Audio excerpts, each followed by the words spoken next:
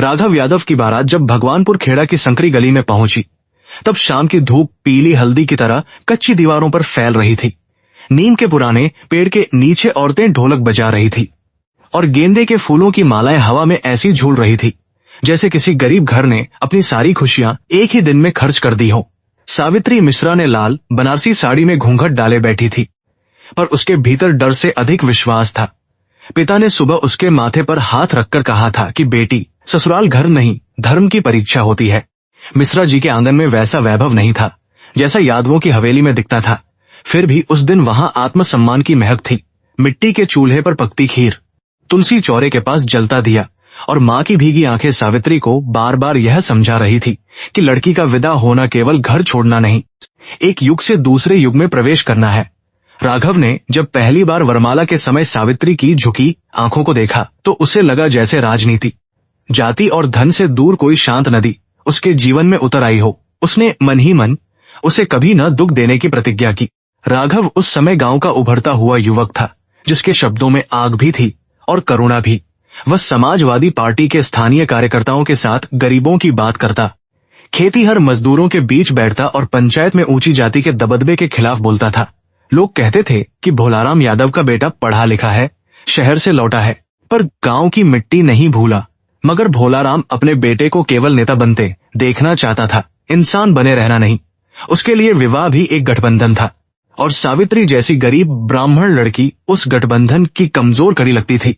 सावित्री की विदाई के समय उसकी माँ ने चावल की मुट्ठी पीछे फेंकते हुए रोकर कहा कि जहाँ जा रही है वहाँ अपना मन बचाकर रखना। यह वाक्य सावित्री के कानों में देर तक बजता रहा। बैलगाड़ी और कारों के शोर के बीच भी राघव ने कार में धीरे से पूछा कि तुम रो क्यों नहीं रही? तो सावित्री ने मुस्कुराकर कहा कि आंसू भीतर रखूंगी, बाहर बहा दिए तो माँ अकेली हो जाएगी। राघव उस उत्तर से चकित रह गया। उसे पहली बार लगा कि यही लड़की चुप है पर कमजोर नहीं। उसके मौन में किसी पुराने शास्त्र जैसी गहराई थी। यादव हवेली में प्रवेश करते ही सावित्री ने दहलीज पर चावल का कलश गिराया और रंगोली पर अपने पांव रखे। आंगन बड़ा था, दीवारों पर चुनावी पोस्टर चिपके थे और ओसारे में बैठे पुरुष राजनीतिक चर्चा में लगे थे। सास कमला देवी ने आरती उतारी, पर उनकी मुस्कान के पीछे संकोच था। नंदों ने हंसी में कहा कि नई बहू पढ़ी लिखी है, देखना रसोई में किताब न पकाने लगे। सावित्री ने सिर झुकाकर सब सुना। उसे अपमान नहीं लगा, क्योंकि उसने सोचा कि नए घर की भाषा पहले दिन मीठी नहीं होती, समय के साथ संबंध भी पकते हैं जैसे धीमी आंच पर दाल। भोलाराम यादव ने बहू को आशीर्वाद तो दिया, पर उसकी दृष्टि में अपनापन कम और गणना अधिक थी। उसने राघव को अलग बुलाकर कहा कि विवाह हो गया, ठीक है, पर अब राजनीति में भावुकता नहीं चलेगी। मिश्रा लोग भले हों, पर उनके पास वोट नहीं, पैसा नहीं, दबंगई नहीं।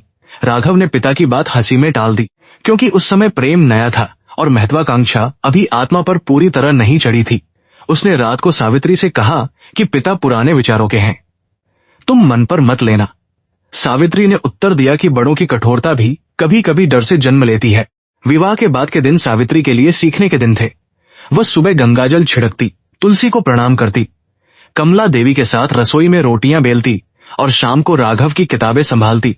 उसे उर्दू के कुछ शेर पसंद थे जो उसने अपने पिता से सुने थे और संस्कृत के श्लोक भी याद थे। जब राघव देर रात सभा से लौटता, वह चुपचाप पानी रखती और पूछती कि आज किसके लिए लड़े। राघव को यह प्रश्न अच्छा लगता। बाकी लोग पूछते थे कितने लोग आए, कौन नेता मिला, पर सावित्री पूछती थी कि किसका दुख सुना। इससे वह स्वयं को बड़ा नहीं, सच्चा महसूस करता। गांव भगवानपुर खेड़ा बाहर से शांत दिखता था, पर भीतर जाति, कर्ज, जमीन और प्रतिष्ठा के अनेक कांटे छिपे थे। ठाकुर दिनेश सिंह के खेत दूर तक फैले थे, जबकि दलित बस्ती के बच्चे नंगे पांव स्कूल जाते या जाते ही नहीं। मुसलमान कारीगरों की गली में शाम को सिलाई मशीनें चलती, पर त्योहारों के समय डर की फुसफुसाहट भी चलती थी। सावित्री ने इन सबको नए घर की खिड़की से देखा और धीरे धीरे समझा कि राघव जिस न्याय की बात करता है वह केवल भाषण का विषय नहीं, हर घर की भूख और हर औरत की चुप्पी में छिपा हुआ सत्य है। एक शाम सावित्री ने राघव से कहा कि यदि सचमुच गांव बदलना है तो लड़कियों की पढ़ाई से शुरू करो। राघव ने हंसते हुए पूछा कि तुम नेता बनोगी क्या? तो उसने कहा कि नहीं, पर अंधेरा पहचानती हूँ। जिस घर में बेटी अक्षर नहीं पहचानती, वहां वह अपना दुख भी किसी और से लिखवाती है। राघव देर तक उसे देखता रहा। उस रात उसने पहली बार पंचायत में कन्या पाठशाला की बात उठाने का निश्चय किया। उसे लगा कि सावित्री केवल उसकी पत्नी नहीं, उसकी अंतरात्मा की आवाज है। पर उसे यह भी नहीं आवाज सबसे पहले सत्ता को असुविधा देती है। कमला देवी सावित्री से धीरे धीरे स्नेह करने लगी। वे जानती थी कि बहू में बनावट नहीं है। जब घर के लोग ऊंची आवाज में बोलते, वह शांत रहती। जब कोई नौकरानी गलती करती, वह डांटने से पहले कारण पूछती। एक दिन कमला ने उससे कहा कि बहू, इस घर में स्त्री का अच्छा होना काफी नहीं, सहना भी आना चाहिए। सावित्री ने उनके पैर दबाते हुए पूछा कि अम्मा, सहना और चुप रहना क्या एक ही बात है? कमला देवी ने कोई उत्तर नहीं दिया। उनकी आंखें भर आईं, क्योंकि जीवन भर उन्होंने दोनों को एक ही समझकर अपनी इच्छाएं दफन कर दी थी। राघव के मित्रों को सावित्री का शांत प्रभाव दिखने लगा था। वह सभा में जाने से पहले उससे राय पूछने लगा और वह बिना राजनीतिक शब्दों के मनुष्य की भाषा में उत्तर देती। यदि किसी किसान की जमीन नहर में चली गई थी तो वह कहती कि मुआवजे की बात करो। यदि किसी विधवा को राशन नहीं मिला तो कहती कि उसका नाम सूची में लिखवाओ। राघव को लगता कि पत्नी के कारण उसके भाषणों में करुणा बढ़ गई है, मगर भोलाराम को यही बात खटकती थी। उसे डर था कि स्त्री की दया राघव को कठोर निर्णयों से रोक देगी और राजनीति में नरमी को लोग कमजोरी समझेंगे।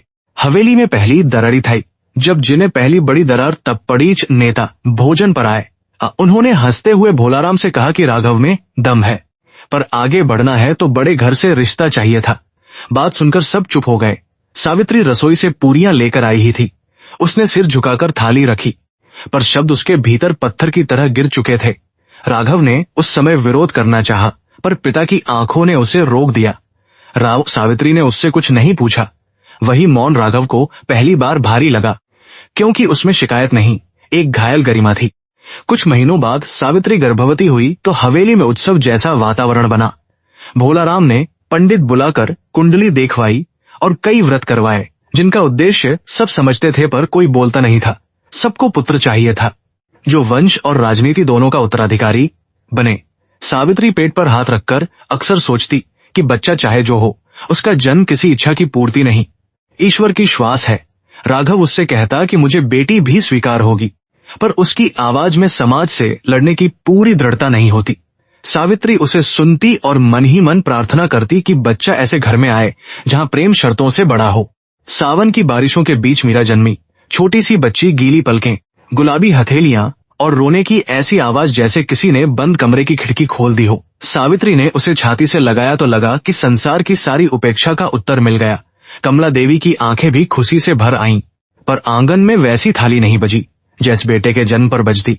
भोलाराम ने केवल इतना कहा कि पहला बच्चा है, अगली बार बेटा हो जाएगा।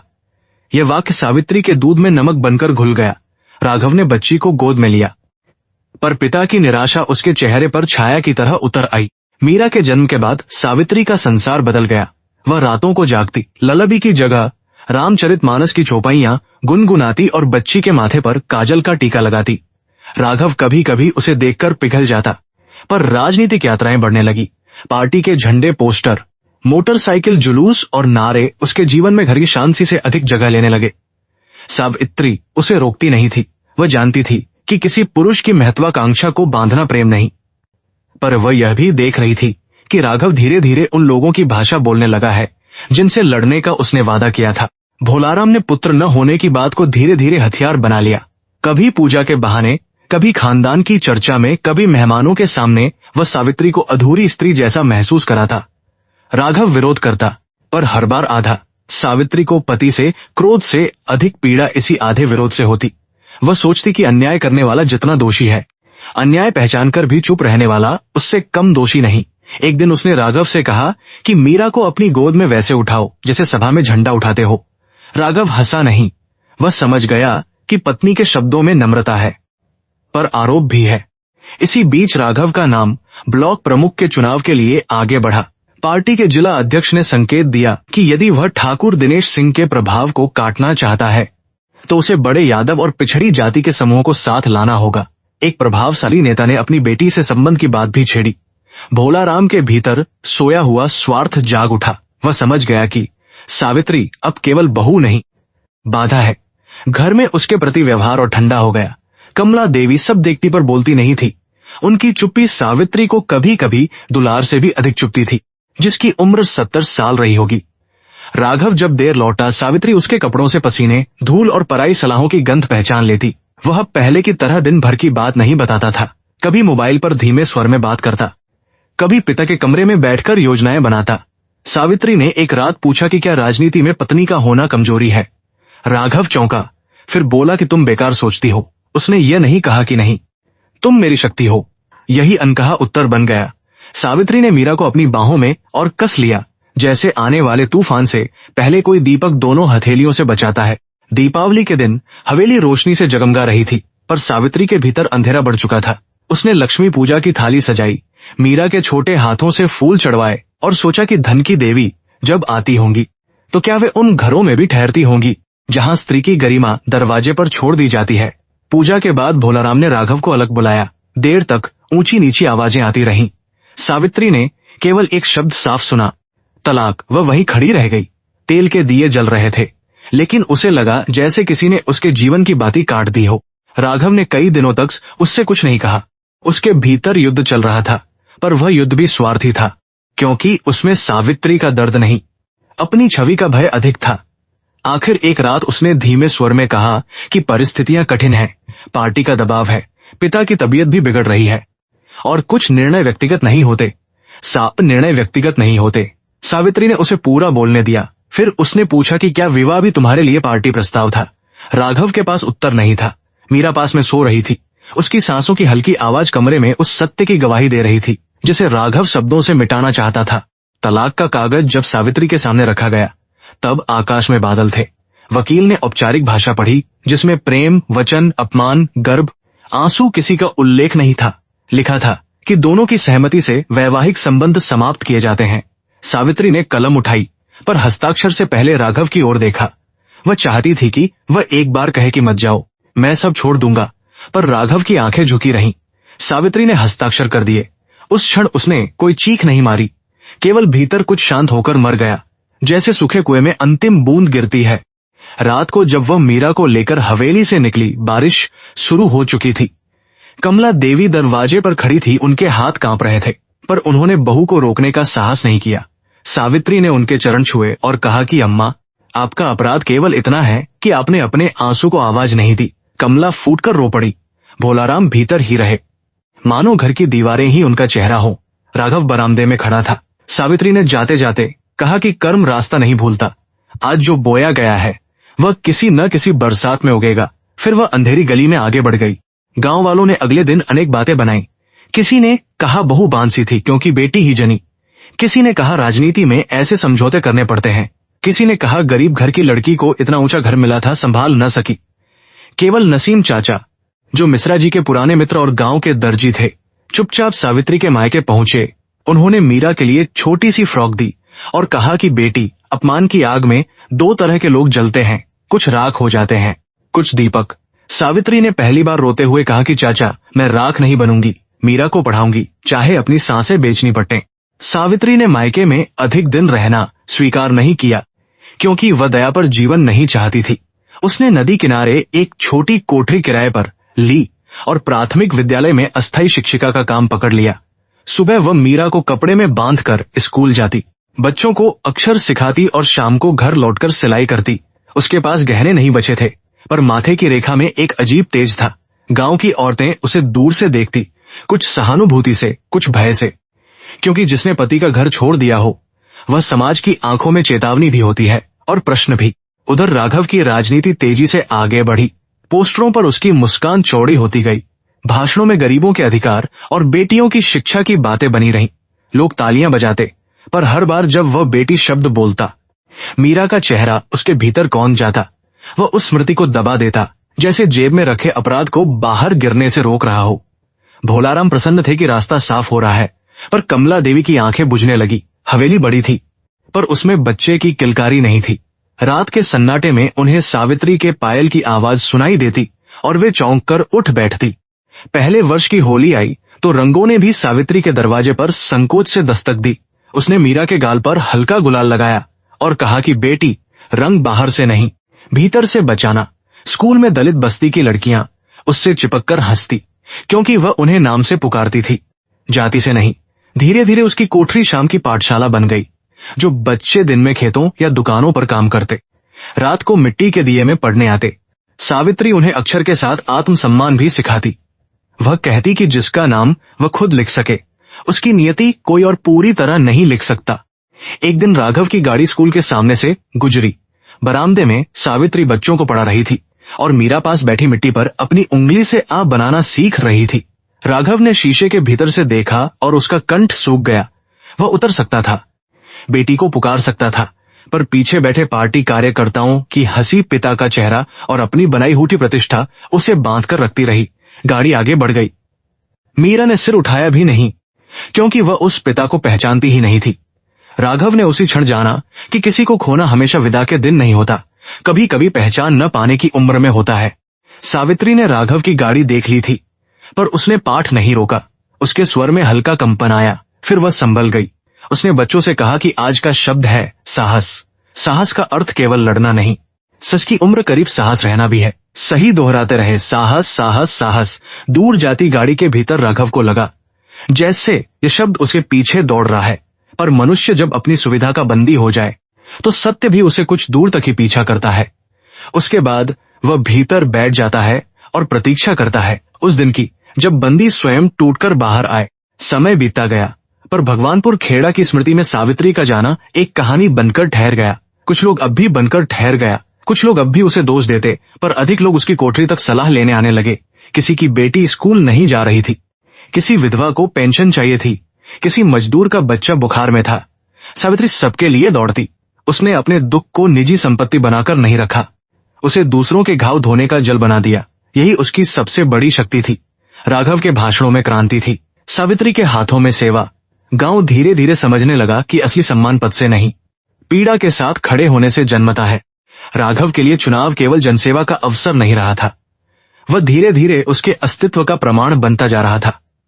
सुबह से रात तक लोग उसके दरवाजे पर आते, कोई राशन कार्ड की गुहार लगाता, कोई पुलिस से बचाने की विनती करता, कोई अपनी जाति के वोटों का हिसाब सुनाता। पहले वह हर दुख को मनुष्य का दुख समझता था, पर अब हर दुख में उसे संख्या दिखने लगी थी। किस टोले से कितने वोट मिलेंगे, किस परिवार को साधना है, किसे चुप रखना है। इन गणनाओं ने उसके भीतर की करुणा को धीरे धीरे राजनीतिक भाषा में बदल दिया। झोपम्र करीब सब साल रही होगी। भोलाराम यादव ने बेटे की महत्वाकांक्षा को पहचान लिया था और उसी पर अपना अधिकार जमा लिया। वह सुबह चबूतरे पर बैठकर हुक्का पीते हुए कार्यकर्ताओं को निर्देश देता और बीच बीच में कहता कि राजनीति में खून का रिश्ता भी तब तक रिश्ता है जब तक कुर्सी मजबूत करे। राघव सुनता, कभी असहमत होता, पर पिता की पकड़ से बाहर नहीं निकल पाता। घर में सावित्री की अनुपस्थिति को उसने पहले शांति समझा, फिर खालीपन और अंततः असुविधाजनक स्मृति। जब भी कोई बेटी की पढ़ाई की बात करता, मीरा की छोटी उंगली से मिट्टी पर लिखा अधूरा अक्षर उसकी आंखों में चुभ जाता। जिला अध्यक्ष के घर पहली बैठक में राघव को साफ समझा दिया गया कि भावनाओं से चुनाव नहीं जीते जाते। कमरे में चमड़े की कुर्सियां थी, दीवार पर बड़े नेताओं की तस्वीरें और मेज पर चाय से अधिक चालें रखी थी। एक बुजुर्ग नेता ने हंसते हुए कहा कि जनता को सपना चाहिए, पर नेता को समीकरण। फिर उसने अपने मित्र की बेटी का नाम लिया, जो बड़े यादव परिवार से थी और जिसकी शादी से कई पंचायतों के वोट एक तरफ झुक सकते थे। राघव ने गर्दन झुका ली। उस क्षण उसने किसी स्त्री को नहीं, एक पुल को देखा, कुर्सी तक पहुंचाने वाला पुल। सावित्री को इन बातों की खबर दूसरों से नहीं, हवा से मिलती थी। गांव में राजनीति गुप्त नहीं रहती। चौपाल की फुसफुसाहट भी कुएं के पानी जैसी सबके घर पहुंच जाती है। उसने सुना कि राघव की दूसरी शादी की चर्चा है, पर उसके चेहरे पर कोई तूफान नहीं आया। जिसे कर कुछ भीतर अवश्य कुछ कांपा, क्योंकि विवाह टूट जाने पर भी स्मृतियों का मंगलसूत्र तुरंत नहीं टूटता। उसने मीरा को पास बुलाकर अक्षर लिखवाए और कहा कि बेटी, जीवन में सबसे कठिन पाठ अपना मूल्य याद रखना है। मीरा अर्थ नहीं समझी, पर मां की आंखों में जल देख चुप हो गई। इसी समय स्कूल में सावित्री की नौकरी स्थायी होने की संभावना बनी। प्रधानाध्यापक ने कहा कि कागज ऊपर भेजे गए हैं, पर बिना सिफारिश काम अटक सकता है। सावित्री जानती थी कि राघव एक फोन कर दे तो रास्ता खुल सकता है, पर उसने उसके पास जाने से इनकार कर दिया। उसने अपने प्रमाण पत्र, प्रशिक्षण और बच्चों की प्रगति की प्रतियां जमा की। नसीम चाचा ने कहा कि बेटी, कभी कभी अधिकार मांगना भी पड़ता है। कभी कभी गरिमा मांगूंगी जरूर, पर उस दरवाजे से नहीं जहां मेरी गरिमा गिरवी रखी गई थी। उसकी आवाज में कठोरता नहीं, थकी हुई आग थी। राघव की दूसरी शादी अंततः सादगी के नाम पर बड़े प्रदर्शन के साथ तय हुई। नई वधू का नाम ऋतु यादव था, जिला स्तर के प्रभावशाली नेता रामकिशोर यादव की बेटी। अखबारों में तस्वीरें छपी जिनमें राघव ने सफेद कुर्ता और लाल टोपी पहनी थी। चेहरे पर वही मुस्कान थी जिसे अभ्यास से स्थिर रखा जा सकता है। समारोह में भाषण हुए कि यह संबंध समाजवादी परिवारों की एकता का प्रतीक है। किसी ने यह नहीं पूछा कि एक पहले से विवाहित पुरुष की आत्मा ने कब विधवा सी चुप्पी ओढ़ ली थी। सावित्री ने अखबार देखा, फिर उसे चूल्हे में नहीं जलाया। उसने उससे मीरा की किताब का कवर बना दिया। ऋतु यादव बुरी स्त्री नहीं थी, पर वह भी एक सौदे की संतान थी। उसे बचपन से सत्ता की भाषा सिखाई गई थी, जिसमें प्रेम का अर्थ प्रतिष्ठा और पति का अर्थ राजनीतिक साझेदार होता है। हवेली में उसके आने पर भोलाराम प्रसन्न हुए। दहेज में आई गाड़ी, संबंधों की सूची और चुनावी समर्थन ने उन्हें विश्वास दिलाया कि उन्होंने सही निर्णय लिया। कमला देवी ने दूसरी बहू का स्वागत किया, पर उनके हाथों की आरती कांपती रही। उन्हें बार बार वह रात याद आती जब सावित्री बारिश में मीरा को सीने से लगाए जा रही थी। दीपक वही था, पर घर का उजाला बदल चुका था। राघव ने ऋतु के साथ विनम्र व्यवहार किया, पर उसके भीतर कोई कमरा खुलता नहीं था। ऋतु समझदार थी। उसने जल्दी ही पहचान लिया कि पति की चुप्पी में किसी और स्त्री की अनुपस्थिति बसी है। एक रात उसने पूछा कि लोग सावित्री का नाम धीरे स्वर में क्यों लेते हैं। राघव ने कहा कि पुरानी बात है। ऋतु ने मुस्कुराकर कहा कि राजनीति में पुरानी बात वही होती है जिसका इस्तेमाल विरोधी अभी न कर रहे हों। यह वाक्य सुनकर राघव सिहर गया। उसे समझ आया कि उसके निजी पाप अब सार्वजनिक हथियार बन सकते हैं। प्रेम की मृत्यु से बचा हुआ अपराध राजनीति की मंडी में बिकने को तैयार था। चुनाव प्रचार शुरू हुआ तो गांव की गलियां झंडों से भर गईं। राघव मंच पर खड़ा होकर किसानों की कर्ज माफी, पिछड़ों के अधिकार और बेटियों की शिक्षा का वादा करता। भीड़ तालियां बजाती, पर कुछ औरतें किनारे खड़ी फुसफुसाती कि जिसने अपनी बेटी को नाम नहीं दिया वह गांव की बेटियों को स्कूल देगा। यह बात धीरे धीरे फैलने लगी। ठाकुर दिनेश सिंह के लोग इसे आग देते। वे कहते कि यादव नेता न्याय की बात करता है, पर अपनी छोड़ी हुई पत्नी को देखो। राघव के कार्यकर्ता ऐसी बातों को विरोधी प्रचार बताते, मगर अफवाह और सत्य में फर्क तभी दिखता है जब मन साफ हो। सावित्री ने अपने नाम को चुनावी हथियार बनने से रोकने की कोशिश की। उसने किसी सभा में जाकर शिकायत नहीं की, किसी पत्रकार से बात नहीं की, किसी के सामने राघव को कोसा नहीं। जब औरतें उससे पूछती कि क्या वह चाहती है राघव हारे, तो वह कहती कि मेरा जीवन बदला लेने के लिए बहुत छोटा है, पर सत्य किसी की जीत हार से छोटा नहीं। ये बात सुनकर कई लोग भ्रमित हो जाते। समाज सुनकर कई लोग भ्रमित हो जाते। समाज को रोती हुई परित्यक्ता समझ आती है, चिल्लाती हुई स्त्री भी समझ आती है, पर शांत और स्वाभिमानी स्त्री उसे सबसे अधिक असहज करती है, क्योंकि वह दया नहीं, न्याय मांगती है। मीरा अब 5 वर्ष की हो गई थी और प्रश्न पूछने लगी थी। एक दिन उसने स्कूल से लौटते समय लाल टोपी पहने लोगों को नारा लगाते देखा और पूछा कि माँ, ये राघव यादव कौन है? सावित्री के कदम रुक गए। नदी किनारे हवा कुछ देर भारी हो गई। उसने झुककर मीरा का चेहरा छुआ और कहा कि वह इस गांव के नेता हैं। मीरा ने फिर पूछा कि लोग कहते हैं वह मेरे पापा हैं। सावित्री की आंखें भर आईं, पर उसने आंसू गिरने नहीं दिए। उसने कहा कि पिता होना केवल जन्म से नहीं, साहस से सिद्ध होता है। जब वह साहस करेगा तब तुम स्वयं पहचान लेना। चुनाव के अंतिम सप्ताह में राघव स्कूल के पास सभा करने आया। मंच विद्यालय से थोड़ी दूरी पर लगा था, जहां बच्चे खिड़कियों से झांक रहे थे। सावित्री ने कक्षा बंद नहीं की। उसने बच्चों को पाठ पढ़ाया, पर बाहर से आती आवाजें भीतर तक पहुंचती रहीं। राघव कह रहा था कि वह हर बेटी को शिक्षा देगा, हर माँ को सम्मान देगा। बच्चों ने तालियां सुनी और हंसे। सावित्री ने ब्लैकबोर्ड पर सम्मान शब्द लिखा और बोली कि इसका अर्थ है किसी को साधन न समझना। बाहर नारे लगे, भीतर बच्चों ने शब्द दोहराया। 2 ध्वनियां एक ही गांव में थी, पर दोनों के सत्य अलग थे। राघव ने सभा के बाद स्कूल की ओर देखा। उसे लगा कि सावित्री बाहर आएगी, शायद भीड़ के सामने प्रश्न करेगी, पर वह नहीं आई। उसका न आना भी प्रश्न था। दिनेश सिंह के एक आदमी ने भीड़ में चिल्लाकर कहा कि पहले एक अपनी छोड़ी हुई बेटी का सवाल देख लो। कुछ लोग हंसे, कुछ चुप रहे। राघव का चेहरा तन गया, पर उसने जवाब नहीं दिया। उसने सीखा था कि राजनीतिक अपमान का उत्तर नारे से दिया जाता है, पर निजी सत्य का उत्तर नारा नहीं दे सकता। वह गाड़ी में बैठ गया। उस दिन पहली बार उसे अपनी लाल टोपी सिर पर नहीं, बोझ की तरह लगी। मतदान के दिन सावित्री भी कतार में खड़ी हुई। औरतें उसे देखती, कुछ उसकी ओर खिसककर जगह देती, कुछ उससे दूरी बनाती। जब उसकी उंगली पर स्याही लगी तो उसे लगा कि यह केवल नागरिक चिन्ह नहीं, अपने अस्तित्व की स्वीकृति है। उसने किसे वोट दिया यह किसी ने नहीं जाना। बाहर निकलते समय राघव की गाड़ी वहीं से गुजरी। दोनों की आंखें एक पल को मिली। उस क्षण कोई आरोप नहीं था, कोई पुकार नहीं, केवल वह लंबा अतीत था जिसे दोनों अलग अलग ढो रहे थे। मीरा ने माँ का हाथ कसकर पकड़ा और पूछा कि वह आदमी हमें क्यों देख रहा था। राघव चुनाव जीत गया। परिणाम वाले दिन ढोल बजे, मिठाइयां बंटी, हवेली में पटाखे फूटे। भोलाराम ने गर्व से कहा कि अब रास्ता खुल गया है। ऋतु ने मेहमानों का स्वागत किया और कैमरों के सामने मुस्कुराई। राघव ने विजय भाषण में कहा कि यह गरीबों, किस्नों, माताओं, बहनों की जीत है। भीड़ ने जयकारा लगाया। मगर रात को जब सब सो गए, वह अकेला छत पर गया और दूर नदी की दिशा में देखता रहा।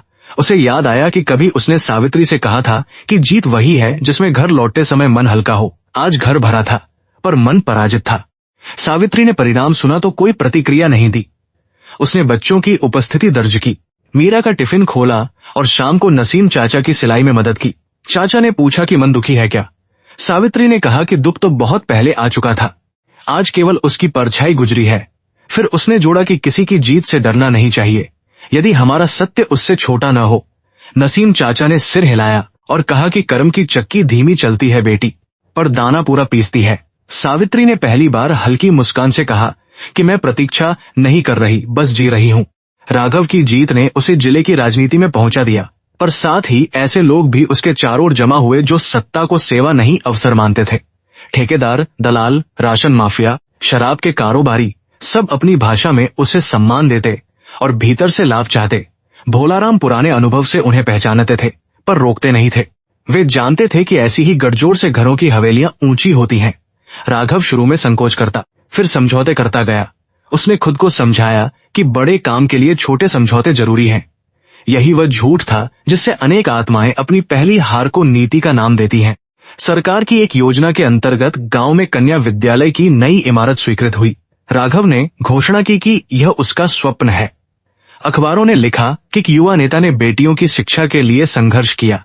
नींव पूजन में नारियल फोड़ा गया, मंत्र पढ़े गए, फोटो खिंचे। सावित्री भी दूर से खड़ी देख रही थी क्योंकि उसके स्कूल की बच्चियां उस इमारत की प्रतीक्षा कर रही थीं। राघव ने भी उसे देखा पर भीड़ के बीच जाकर बात करने का साहस न जुटा सका। नींव में सीमेंट कम था, भाषण अधिक। सावित्री ने मिट्टी उठाकर हथेली में मली और मन ही मन कहा कि ईश्वर, यह भवन सच में बच्चियों का हो, नेताओं का स्मारक नहीं। ठेका भोलाराम के एक रिश्तेदार को मिला। कागज पर ईंटें पक्की थी, छत मजबूत थी, मजदूरी पूरी दी गई थी, जमीन पर सब कुछ आधा था। राघव को कुछ संकेत मिले पर पिता ने कहा कि हर काम में थोड़ा बहुत चलता है, बचा पैसा अगले चुनाव में लगेगा और चुनाव जीतोगे तभी जनता का काम करोगे। राघव ने फिर वही पुराना विष पी लिया। बड़े उद्देश्य के लिए छोटी बेईमानी, पर बेईमानी कभी छोटी नहीं रहती। वह पहले कागज में छिपती है, फिर दीवार में दरार बनती है, फिर किसी मासूम के सिर पर गिरती है। यह बात किसी ने नहीं समझी या समझकर भी चुप रहे। सावित्री ने स्कूल की निर्माण सामग्री देखकर प्रधानाध्यापक से चिंता जताई। उसने कहा कि ईंटें कमजोर हैं, लोहे की छड़ें पतली हैं, बरसात में यह दीवार नहीं टिकेगी। प्रधानाध्यापक ने थके स्वर में कहा कि बहन जी, आप शिक्षिका हैं, इंजीनियर नहीं। ऊपर तक मामला जाता है, नौकरी भी जा सकती है। सावित्री ने चुपचाप कुछ तस्वीरें खिंचवा ली और तारीखें लिखी। उसका उद्देश्य किसी को गिराना नहीं था, बच्चों को बचाना था। पर सत्य जब लिखा जाता है तो वह किसी न किसी झूठ की नींव हिला ही देता है। उसे आभास नहीं था कि यह छोटी डायरी एक दिन पूरे गांव का चेहरा बदल देगी। घर में राघव और ऋतु के बीच भी दूरी बढ़ती गई। ऋतु को शिकायत थी कि राघव राजनीति में पूरी तरह डूबा है, फिर भी निर्णायक नहीं। वह कहती कि तुम्हारे पिता असली नेता हैं, तुम केवल भाषण देते हो। राघव को यह बात चुभती, पर वह प्रतिवाद नहीं कर पाता क्योंकि कहीं न कहीं यह सच था। ऋतु को सावित्री से ईर्ष्या नहीं, असुरक्षा थी। उसे लगता था कि एक छोड़ी हुई स्त्री भी उसके पति की आत्मा पर उससे अधिक अधिकार रखती है। उसने कई बार भोलाराम से कहा कि सावित्री का प्रभाव गांव में बढ़ रहा है। भोलाराम ने पहली बार इसे गंभीर खतरे की तरह सुना। भोलाराम ने सावित्री को चुप कराने के लिए पहले मिठास भेजी। एक आदमी उसके पास आया और बोला कि नेताजी चाहते हैं आप स्कूल समिति में नाम ले लें, कुछ सहायता भी मिलेगी। सावित्री समझ गई कि सहायता और मौन एक ही थाली में परोसे गए हैं। उसने विनम्रता से मना कर दिया। फिर दबाव आया कि वह निर्माण पर टिप्पणी न करे। उसने कहा कि मैं दीवार की ईंट नहीं गिन रही, बच्चों की सांसें गिन रही हूं। आदमी लौट गया। उसी रात उसकी कोठरी के बाहर किसी ने पत्थर फेंका। मीरा डरकर मां से लिपट गई। सावित्री ने दीपक जलाया और दरवाजे पर खड़ी होकर अंधेरे से कहा कि डर वहीं लौट जा, यहां तेरे लिए जगह नहीं। अगली सुबह गांव में अफवाह फैली कि सावित्री विरोधियों से मिली हुई है। कहा गया कि वह अपने पूर्व पति से बदला लेना चाहती है, इसलिए स्कूल निर्माण रोकना चाहती है। कुछ लोग भ्रमित हुए, पर जिन बच्चों ने उससे अक्षर सीखे थे उनके घरों ने उसे नहीं छोड़ा। दलित भतीसी की सुगनी ने खुलेआम कहा कि जिसने हमारे बच्चों को बिना फीस पढ़ाया वह गांव की दुश्मन नहीं हो सकती। नसीम चाचा ने चौराहे पर कहा कि जिस समाज में औरत सच बोले तो उसे बदचलन या बदला लेने वाली कहा जाता है, वहां झूठ की उम्र लंबी पर अंत शर्मनाक होता है। ये बात कई पुरुषों को नागवार गुजरी। राघव ने अफवाहें सुनी और बेचैन हुआ। वह जानता था कि सावित्री ऐसी नहीं है, फिर भी उसने सार्वजनिक रूप से उसका पक्ष नहीं लिया। यही उसकी पुरानी कायरता थी। नए वस्त्रों में उसने पिता से कहा कि बात बढ़ रही है, काम ठीक से करवा दीजिए। भोलाराम भड़क खड़ी होगी। भोलाराम भड़क उठे और बोले कि राजनीति में हर रोने वाली औरत के पीछे भागोगे तो नेता नहीं रहोगे। राघव चुप हो गया। भीतर कहीं सावित्री की आवाज उठी, अन्याय पहचान कर भी चुप रहने वाला कम दोषी नहीं। उसने शराब का गिलास उठाया पर पी नहीं पाया। उसे लगा जैसे गिलास में पानी नहीं, अपनी ही बेटी की आंखें हैं। बरसात उस साल जल्दी आ गई। अधूरी इमारत की दीवारें भीगती रहीं, छत पर प्लास्टिक उड़ा, मजदूरों को भुगतान देर से मिला और कागजों में काम लगभग पूरा दिखाया गया। सावित्री हर सुबह इमारत के पास से गुजरती और मन में भय दबाती। उसने 2 बार लिखित शिकायत दी, पर फाइल दफ्तरों की धूल में सो गई। मीरा अब उसी स्कूल में पढ़ती थी और उसे नई इमारत में जाने का उत्साह था। वह कहती कि माँ, मेरा कमरा बड़ा होगा न, खिड़की से पेड़ दिखेगा न। सावित्री मुस्कुराती, पर उसकी मुस्कान के नीचे चिंता का कांटा चुभता रहता। एक रात तेज बारिश में सावित्री ने सपना देखा कि नीम के भीतर से बच्चों की आवाजें आ रही हैं। वे कह रहे हैं कि हमें बचा लो। वह घबराकर उठी। मीरा सो रही थी। बाहर बिजली चमक रही थी और दूर मंदिर की घंटी हवा से हिल रही थी। उसने रामचरितमानस की एक चौपाई दोहराई, पर मन शांत नहीं हुआ। उसे लगा कि कोई अनहोनी निकट है। सुबह वह प्रधानाध्यापक के घर पहुंची और कहा कि जब तक निर्माण जांचा ना जाए बच्चों को वहां न भेजें। उन्होंने फिर वही असहाय उत्तर दिया, आदेश ऊपर से आया है। ऊपर, यह शब्द सावित्री को हमेशा अजीब लगता था, क्योंकि ऊपर ईश्वर भी है और अफसर भी, फर्क केवल न्याय का है। राघव को नई इमारत के उद्घाटन की तारीख मिली। पार्टी के बड़े नेता आने वाले थे। भोलाराम ने कहा कि यह कार्यक्रम तुम्हें जिले में पहचान देगा। ऋतु ने नई साड़ी चुनी, पोस्टर छप गए, मंच बन गया। राघव के भीतर अनजानी घबराहट थी, पर उसने उसे महत्वाकांक्षा की उत्तेजना समझ लिया। उद्घाटन से एक दिन पहले उसने कागजों पर हस्ताक्षर किए कि भवन उपयोग योग्य है। कलम चलते समय उसका हाथ थोड़ा कांपा। उसने पूछा कि इंजीनियर की रिपोर्ट ठीक है न? मुंशी ने कहा कि सब ठीक है नेताजी, चिंता छोड़िए। राजनीति में सबसे खतरनाक वाक्य यही है, सब ठीक है, क्योंकि अक्सर इसी के पीछे सबसे बड़ा अनर्थ छिपा होता है। उद्घाटन की सुबह गांव रंगीन झंडियों से सज गया। बच्चियां साफ वर्दी पहनकर आईं, हाथों में फूल थे। मीरा भी 2 चोटी बांधकर सावित्री के पास खड़ी थी। राघव मंच पर पहुंचा। भीड़ ने नारा लगाया, कैमरे चमके। सावित्री पीछे खड़ी रही। उसकी आंखें दीवारों पर थीं, जहां महीन दरारें गीली लकीरों की तरह दिख रही थी। कार्यक्रम शुरू ही हुआ था कि अचानक अंदर की एक दीवार से किरकिराहट की आवाज आई। पहले किसी ने ध्यान नहीं दिया, फिर एक तेज धमाका हुआ। धूल, चीख, टूटती ईंटें और भागते कदमों ने पूरे उत्सव को शोक में बदल दिया। सावित्री ने मीरा का नाम पुकारा और धूल में दौड़ पड़ी। धूल इतनी घनी थी कि कुछ क्षणों तक दिन भी रात बन गया। सावित्री ने अपनी साड़ी का पल्लू मुंह पर रखकर टूटे कमरे की ओर दौड़ लगाई, जहां अभी थोड़ी देर पहले बच्चियों की कतार फूल लिए खड़ी थी। चारों ओर चीखें थी। माएं अपने बच्चों के नाम पुकार रही थी और पुरुष पहले समझ नहीं पा रहे थे कि नेता को बचाएं या बच्चों को। राघव मंच से कूदकर नीचे आया, पर उसके कदम जैसे जमीन से चिपक गए।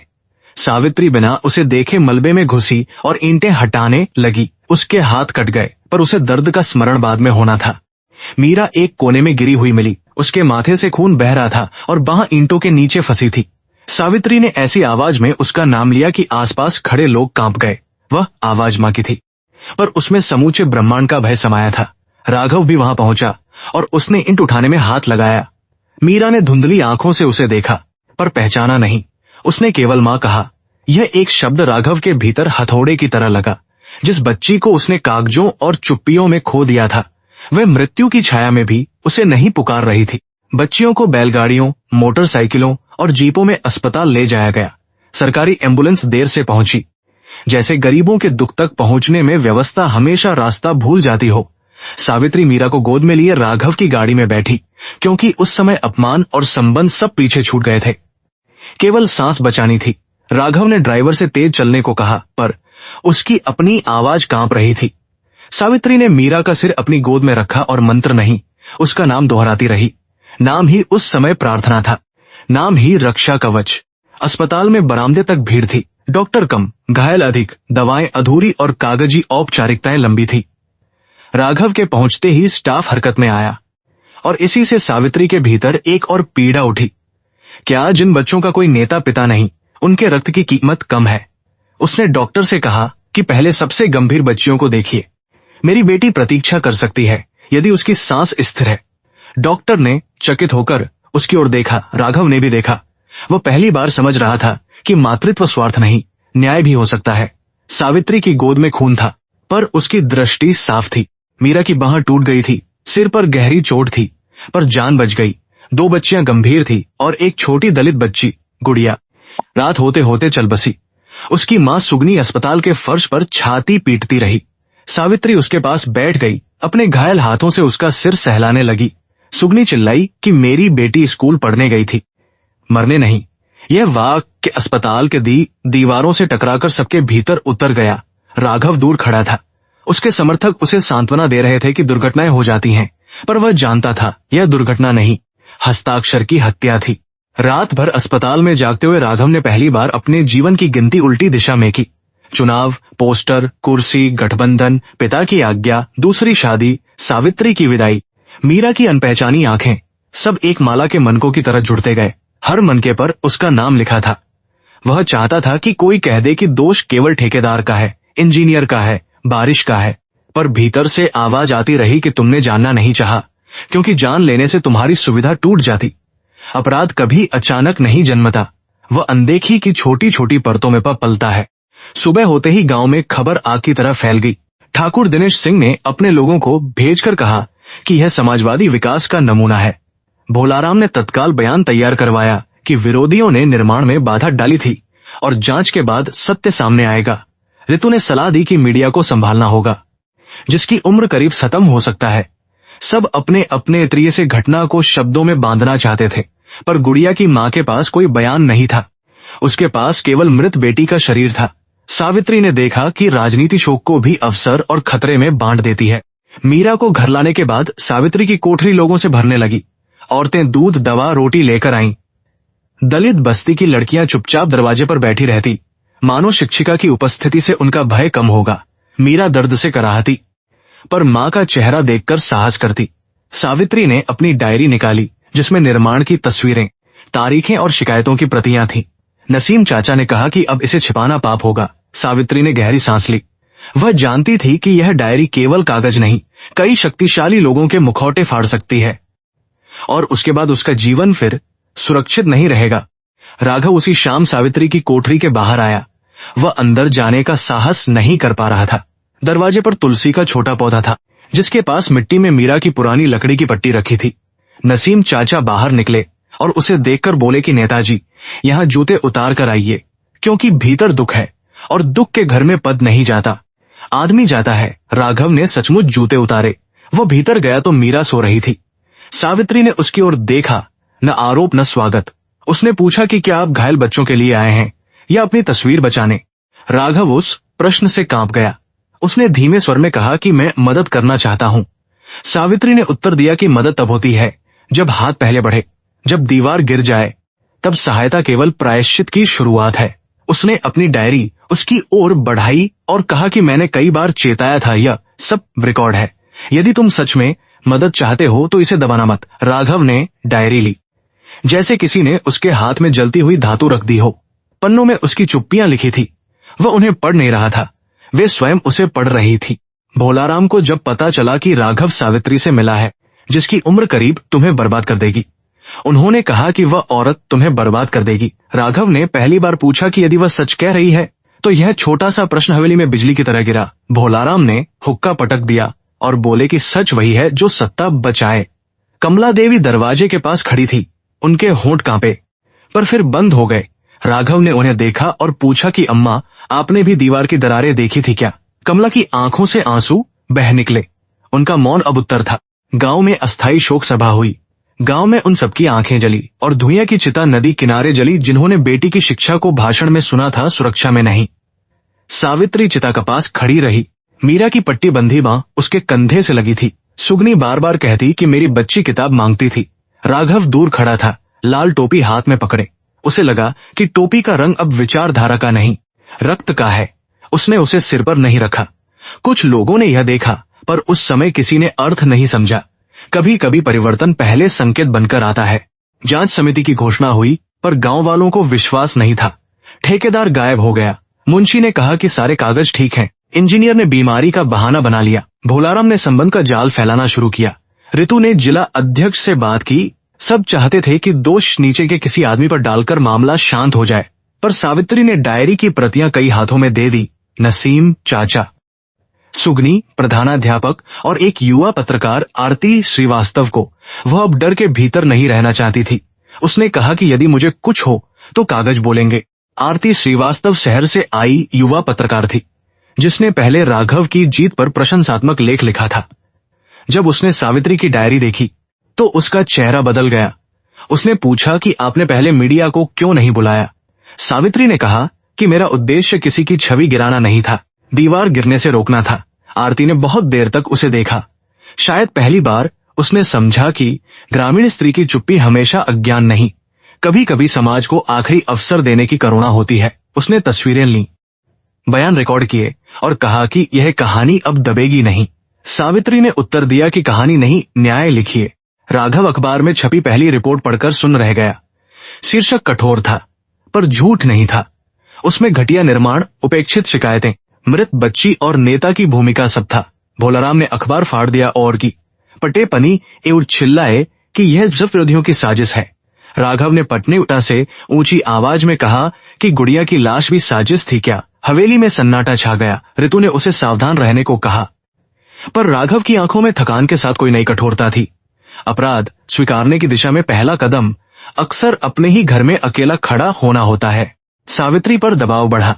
रात में अजनबी लोग उसकी कोठरी के पास घूमते। स्कूल में उसके खिलाफ शिकायतें की गईं और कहा गया कि वह बच्चों को राजनीति सिखाती है। प्रधानाध्यापक डर गए, पर बच्चियों के अभिभावक उसके साथ खड़े हुए। दलित बस्ती, मुसलमान गली और कुछ पिछड़े किसान पहली बार एक साथ उसके दरवाजे पर आए। नसीम चाचा ने कहा कि बहनजी अकेली नहीं है। सावित्री ने उन्हें देखा और मन में एक गहरी कृतज्ञता उठी। जिन लोगों को समाज कमजोर कहता था, वही आज उसके चारों ओर दीवार बनकर खड़े थे। यह दीवार ईंट की नहीं, विश्वास की थी। मीरा धीरे धीरे स्वस्थ होने लगी, पर दुर्घटना ने उसके भीतर भी प्रश्न बो दिए। उसने माँ से पूछा कि गुड़िया क्यों मर गई, जबकि वह तो पढ़ना चाहती थी। सावित्री ने उसे झूठी सांत्वना नहीं दी। उसने कहा कि कभी कभी बड़े लोगों की गलती का दंड छोटे लोग भुगतते हैं, इसलिए बड़े होकर तुम्हें ऐसी दुनिया बनानी है जहां गलती करने वाला छिप न सके। मीरा ने पूछा कि क्या मेरे पिता ने गलती की? सावित्री ने लंबे मौन के बाद कहा कि हाँ, पर मनुष्य गलती से बड़ा हो सकता है यदि वह उसे स्वीकार करे। यह कहते हुए उसे स्वयं अपने शब्दों का बोझ महसूस हुआ। राघव ने अपनी ओर से दस्तावेज जुटाने शुरू किए। पहले मुंशी बचता रहा, फिर एक पुराने अकाउंटेंट ने शराब के नशे में सच बता दिया कि निर्माण की राशि का बड़ा हिस्सा चुनाव खर्च और हवेली की मरम्मत में गया था। राघव ने कागज देखे तो उसके हाथ ठंडे पड़ गए। कई जगह भोलाराम के हस्ताक्षर थे, कई जगह उसके स्वयं के अनुमोदन। वह यह नहीं कह सकता था कि उसे कुछ पता नहीं। अज्ञान भी कभी कभी चुना हुआ होता है। उसने सारी फाइलें बंद की और देर रात मंदिर गया। हनुमान जी की मूर्ति के सामने वह खड़ा रहा, पर प्रार्थना नहीं कर पाया। पाप स्वीकारे बिना प्रार्थना भी अभिनय लगती है। गांव की पंचायत बुलाने की मांग उठी।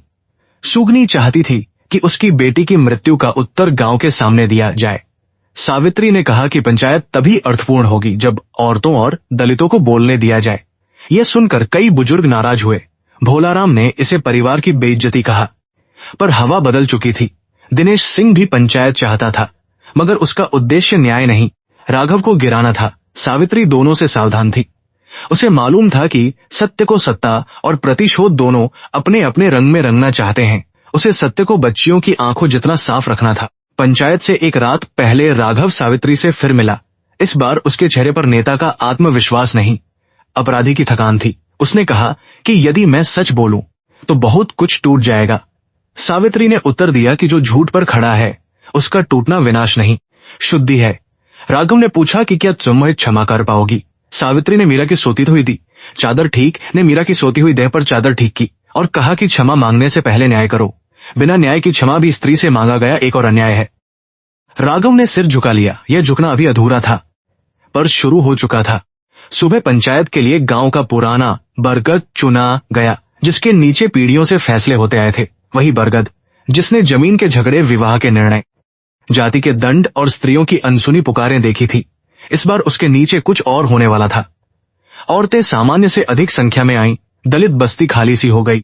मुसलमान कारीगर भी दुकानें बंद करके पहुंचे।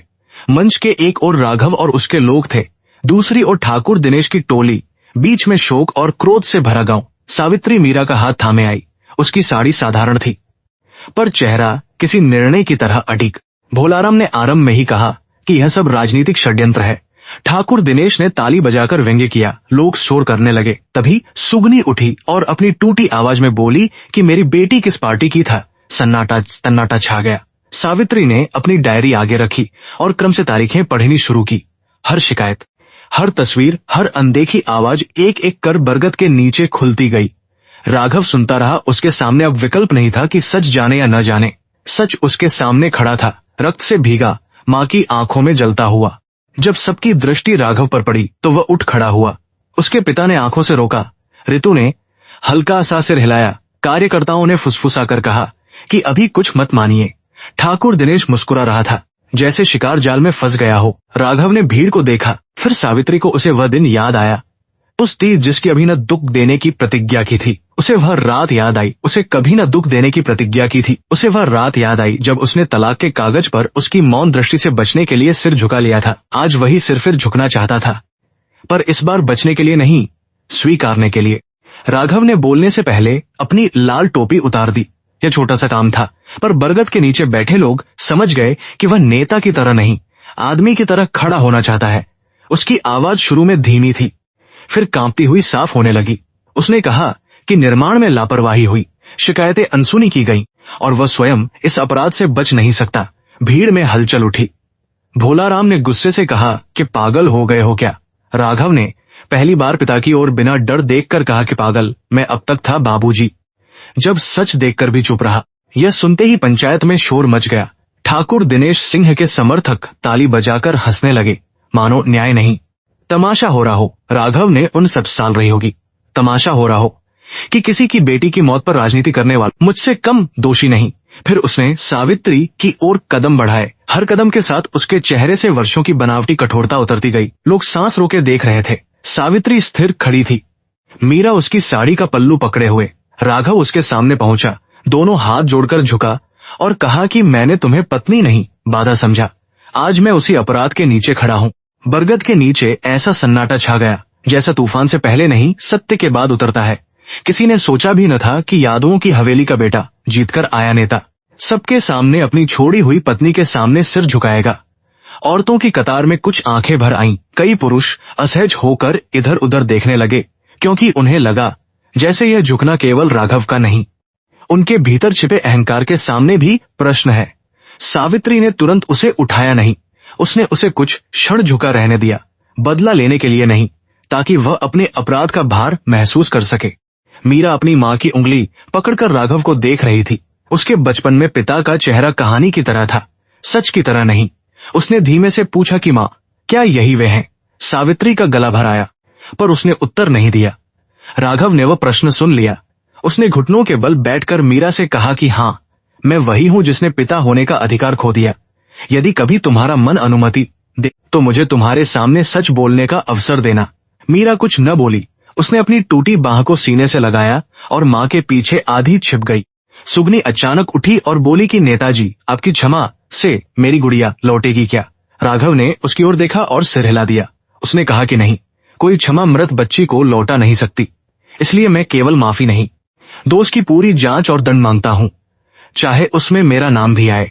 भोलाराम गरजकर खड़े हुए और बोले कि बेटा अपने ही घर की चिता जलाएगा। राघव ने उत्तर दिया कि जिस घर की दीवार में बच्चों का खून लगे उस घर की राख होना ही बेहतर है। यह सुनकर कमला देवी ने अपना चेहरा आंचल से ढंक लिया, पर उनके आंसू राहत के भी थे। पंचायत ने किया कि सारी फाइलें जिला मुख्यालय भेजी जाएंगी और गांव की ओर से सामूहिक शिकायत दर्ज होगी। यह हेरनेर से सामूहिक से आसान नहीं था। कई लोग डर रहे थे कि सत्ता से टकराने पर योजनाएं रुक जाएंगी, नौकरियां चली जाएंगी, पुलिस परेशान करेगी। सावित्री ने कहा कि डर से मिला विकास हमेशा मौत की गंध लिए होता है। उसने गुड़िया की मां का हाथ पकड़ा और कहा कि यह शिकायत किसी दल के खिलाफ नहीं, उस सोच के खिलाफ है जो गरीब बच्चे की जान को कागज की गलती समझती है। उसके शब्दों ने भीड़ में साहस की हल्की लौ जलाई। उस दिन के बाद भगवानपुर खेड़ा 2 भागों में नहीं, कई भागों में बंट गया। कुछ लोग राघव को गद्दार कहने लगे, जिसने अपने पिता और जाति की इज्जत मिट्टी में मिला दी। कुछ ने कहा कि देर से सही, उसने सच स्वीकारा। औरतें आपस में फुसफुसाती कि यदि पुरुष गलती पर सिर झुका सकता है तो घरों में भी न्याय संभव है। दलित बस्ती में पहली बार पंचायत का निर्णय अपनी आवाज जैसा लगा। ठाकुर दिनेश सिंह को यह सब पसंद नहीं आया, क्योंकि वह राघव की बर्बादी चाहता था। उसका नैतिक उठना नहीं, राजनीति को पश्चाताप से अधिक घृणा चाहिए होती है। हवेली लौटते ही भोलाराम का क्रोध ज्वालामुखी की तरह फूट पड़ा। उन्होंने राघव को कुलघाती कहा, रितु के पिता को फोन किया, कार्यकर्ताओं को बुलाया और घोषणा की कि अब से घर के निर्णय वे स्वयं संभालेंगे। राघव शांत खड़ा रहा। पहले वह पिता की ऊंची आवाज से सिकुड़ जाता था, पर आज भीतर कुछ टूटकर मुक्त हो चुका था। उसने कहा कि मैं कागज जांच एजेंसी को दूंगा। भोलाराम ने उसे थप्पड़ मार दिया। घर में सब जम गए। राघव ने गाल पर हाथ नहीं रखा। उसने केवल कहा कि यह थप्पड़ मुझे पहले मिलना चाहिए था, जब मैंने सावित्री को जाते देखा और रोका नहीं। कमला देवी उस क्षण आगे बढ़ी। वर्षों की चुप्पी जैसे उनके गले में कांटों की माला बनी थी, पर उन्होंने उसे तोड़ दिया। उन्होंने भोलाराम से कहा कि आपने बहू को अपमानित किया, बेटी को नकारा, और अब बच्चों की मौत को भी इज्जत की ओट में छिपाना चाहते हैं। यह सुनकर भोलाराम अवाक रह गए। घर की वह स्त्री जिसने जीवन भर धीरे बोला था, आज सत्य की तरह सीधी खड़ी थी। रितु ने असुविधा से चेहरा फेर लिया। राघव ने मां की ओर देखा। उसे लगा कि सावित्री का साहस अकेला नहीं था, वह चुप स्त्रियों के भीतर वर्षों से पल रहा था। रितु ने उसी रात राघव से लंबी बात की। वह क्रोधित थी, पर पूरी तरह निर्मम नहीं। उसने कहा कि तुमने मुझे भी एक सौदे में बांधा, जैसे सावित्री को बांधा था। मैंने सोचा था सत्ता मिलेगी, सम्मान मिलेगा, पर अब तुम्हारे साथ केवल बदनामी है। पर अब तुम्हारे साथ केवल। राघव ने पहली बार उसे बिना बचाव के कहा कि तुम्हारे साथ अन्याय हुआ, क्योंकि मैंने तुम्हें पत्नी नहीं, व्यवस्था का हिस्सा बनने दिया। रितु की आंखों में आंसू आए, पर उसने उन्हें गिरने नहीं दिया। उसने कहा कि मैं तुम्हारे प्रायश्चित की मूर्ति बनकर नहीं रहूंगी। सुबह वह मायके चली गई, पीछे खाली कमरा छोड़कर। अगले कुछ दिनों में खबर जिला और फिर राज्य के अखबारों तक पहुंची। शीर्षक बने कि एसपी नेता ने पंचायत में पत्नी से माफी मांगी, निर्माण घोटाले में पिता पर आरोप। कुछ लोगों ने इसे नाटक कहा, कुछ ने नैतिक साहस। पार्टी कार्यालय से फोन आए कि बयान नियंत्रित करो, विरोधियों को सामग्री मत दो। राघव ने उत्तर दिया कि बच्ची की मृत्यु सामग्री नहीं, अपराध है। उसके बाद फोन कम हो गए। जो कार्यकर्ता कल तक उसके साथ नारे लगाते थे, वे दूरी बनाने लगे। कुर्सी के आसपास की भीड़ सर्दियों की धूप जैसी होती है, ताप तब तक देती है जब तक लाभ का सूरज निकट हो। सावित्री इन सब समाचारों से विचलित नहीं हुई। हालांकि पुरानी इमारत के एक हिस्से में अस्थायी कक्षाएं लगती थी। बच्चियां उसे नए सम्मान से देखती, पर वह उन्हें अपने संघर्ष की कथा नहीं सुनाती थी। वह कहती कि किताब खोलो, क्योंकि न्याय का रास्ता भी अक्षर से होकर जाता है। मीरा कभी कभी पिता के बारे में पूछती, फिर स्वयं चुप हो जाती, और चोट साथ साथ पल रहे थे। सावित्री भीतर जिज्ञासा और चोट साथ साथ पल रहे थे। सावित्री उसे घृणा नहीं सिखाना चाहती थी, पर झूठी प्रशंसा भी नहीं। वह त्योटिस कर्म से पहचानना, रिश्ते के नाम से नहीं। जांच अधिकारी जब गांव आए तो माहौल भारी था। ठेकेदार लौट आया था, पर अब उसकी आंखों में पहले जैसी बेफिक्री नहीं थी। मुंशी ने कई कागज छिपाने की कोशिश की, पर राघव ने प्रतियां दे दी। भोलाराम ने दावा किया कि सब राजनीतिक षड्यंत्र है, पर बैंक खातों की लकीरें झूठ बोलने को तैयार न थी। सावित्री का बयान लिया गया। उसने शांत स्वर में बताया कि कब कब शिकायत दी, किसने अनसुना किया, किस दीवार में दरार थी। अधिकारी ने पूछा कि आप व्यक्तिगत रंजिश में तो नहीं बोल रही। सावित्री ने कहा कि मेरी रंजिश होती तो मैं चुप रहती और दीवार गिरने देती। इस उत्तर ने कमरे में बैठे सबको असहज कर दिया। राघव बाहर खड़ा सुन रहा था। उसे लगा सावित्री जितनी पीड़ित थी, उससे कहीं अधिक साक्षी थी। उसने अपने दुख को प्रमाण में बदला। पर प्रतिशोध में नहीं। यही उसकी नैतिक ऊंचाई थी। जांच के बाद कई कागज जब्त हुए, ठेकेदार हिरासत में लिया गया और भोलाराम पर भी मामला दर्ज होने की चर्चा फैल गई। हवेली में आने जाने वालों की संख्या घट गई। जिन लोगों ने वर्षों तक भोलाराम के हुक्के के पास बैठकर लाभ उठाया था, वे अब रास्ता बदलकर निकलते। सत्ता का अकेलापन सबसे पहले दरवाजे पर दिखाई देता है। भोलाराम का स्वास्थ्य गिरने लगा। वे बाहर कम निकलते, पर भीतर का क्रोध उन्हें खाता रहता। उन्हें विश्वास नहीं था कि उनका अपना बेटा उनके विरुद्ध खड़ा हो जाएगा। वे कहते कि मैंने यह सब उसी के लिए किया और वह मुझे ही अपराधी बना रहा है। कमला देवी ने एक दिन धीमे से कहा कि बच्चे के लिए पाप करोगे तो पाप बच्चे को ही डंसेगा। भोलाराम ने उन्हें घूरा, पर वे इस बार चुप न हुई। उन्होंने जोड़ा कि आपने वंश बचाने के लिए मीरा को नकारा। आज वही नकारा हुआ सत्य आपके वंश से बड़ा खड़ा है। भोलाराम ने पहली बार आंखें झुका ली। राघव ने सार्वजनिक रूप से अपने पद से अस्थायी दूरी की घोषणा की और कहा कि जांच पूरी होने तक वह किसी सरकारी योजना पर हस्ताक्षर नहीं करेगा। कुछ लोगों ने इसे साहस कहा, कुछ ने मजबूरी। उसके लिए यह दोनों था। उसने गुड़िया के परिवार को मुआवजा दिलाने की प्रक्रिया शुरू की, पर सुगनी ने साफ कहा कि पैसा मेरी बेटी नहीं। राघव ने सिर झुकाकर कहा कि जानता हूं, पर यह राज्य का न्यूनतम कर्तव्य है। उसने निजी धन से भी सहायता करनी चाहिए, पर सावित्री ने सलाह दी कि सहायता को प्रायश्चित का प्रदर्शन मत बनाओ। राघव ने पहली बार बिना प्रतिवाद उसकी बात मान ली। मीरा की पट्टी खुलने का दिन आया। बांह ठीक हो रही थी, पर हल्का निशान रह गया। डॉक्टर ने कहा कि बच्ची भाग्यशाली है। मीरा ने घर लौटते समय माँ से पूछा कि क्या निशान हमेशा रहेगा। सावित्री ने कहा कि कुछ निशान शरीर पर रहते हैं ताकि आत्मा भूल न जाए कि उसे किसके लिए मजबूत होना है। मीरा ने कुछ देर बाद कहा कि पिता भी निशान जैसे हैं क्या? सावित्री इस प्रश्न से चुप हो गई, फिर बोली कि हो सकता है, पर हर निशान दुखी नहीं देता, कुछ हमें सावधान रखते हैं। मीरा ने दूर सड़क पर चलते राघव को देखा, पर इस बार मुंह नहीं फेरा। राघव ने मीरा को देखते ही कदम रोक लिए। वह आगे बढ़ना चाहता था, पर उसने अपने अधिकार की सीमा समझ ली थी। उसने दूर से हाथ जोड़े। मीरा ने मां की ओर देखा। सावित्री ने कोई आदेश नहीं दिया। थोड़ी देर बाद मीरा ने बहुत हल्का सा सिर हिलाया। वह नमस्कार नहीं था, क्षमा भी नहीं, पर पहचान का पहला कण था। राघव की आंखें भर आईं। उसे लगा कि इतने वर्षों की राजनीति ने उसे जितनी भीड़ दी, उतना सुख इस छोटे संकेत ने दे दिया। संबंध पुनर्जन्म चाहते हैं, पर उनका गर्भ लंबा और पीड़ादायक होता है। गांव में नई चर्चा शुरू हुई कि टूटे स्कूल की जगह क्या बनेगा। सरकार से सहायता आने में समय लगना था।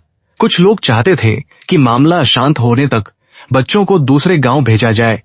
सावित्री ने कहा कि बच्चियां शिक्षा से फिर वंचित नहीं रहेंगी।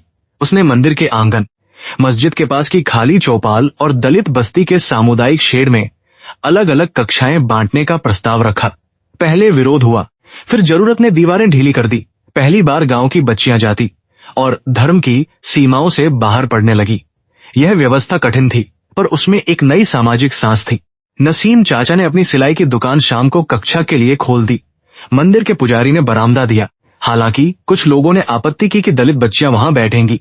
पुजारी ने उत्तर दिया कि हनुमान जी ने संजीवनी सबके लिए लाई थी, जाति पूछकर नहीं। यह वाक्य गांव में फैल गया। सावित्री देखती रही कि दुख कभी कभी समाज की जमी हुई रेखाओं में दरार डाल देता है।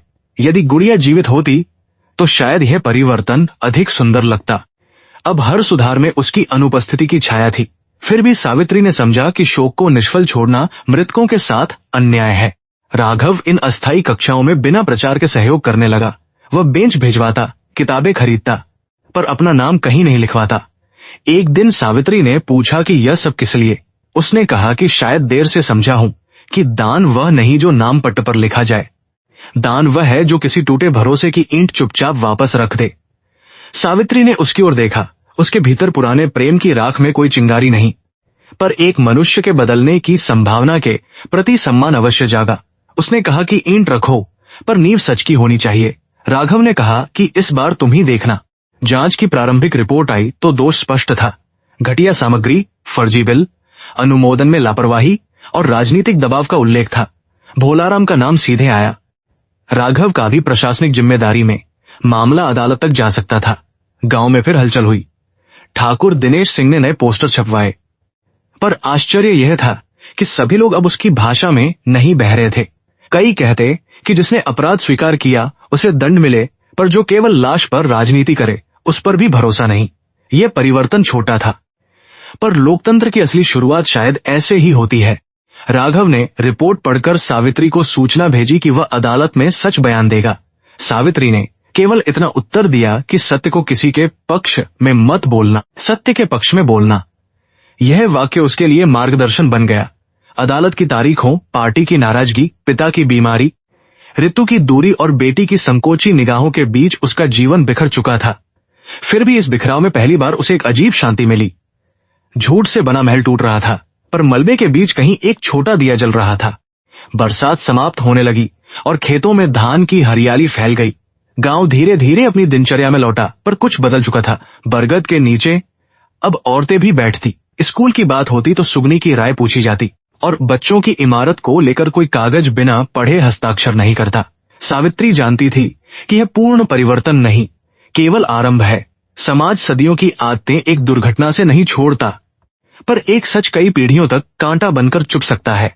उसने मीरा को पढ़ाते हुए सोचा कि शायद कर्म का अर्थ केवल दंड नहीं, जागृति भी है। सर्दियों की पहली धूप जब भगवानपुर खेड़ा के खेतों पर उतरी तो गांव बाहर से फिर वैसा ही लगने लगा जैसे कुछ हुआ ही ना हो। मवेशी चरने निकले, गन्ने की पत्तियां हवा में खड़खड़ाईं और औरतें कुएं पर पानी भरते हुए रोज की शिकायतें दोहराने लगी। पर भीतर की मिट्टी बदल चुकी थी। हर बातचीत के नीचे गुड़िया की मृत्यु, राघव का झुका सिर और सावित्री की डायरी की छाया रहती। लोग अब दीवारों को भी संदेह से देखते थे। विकास शब्द सुनते ही कोई न कोई पूछ बैठता कि इस बार ईंट किसने खरीदी है।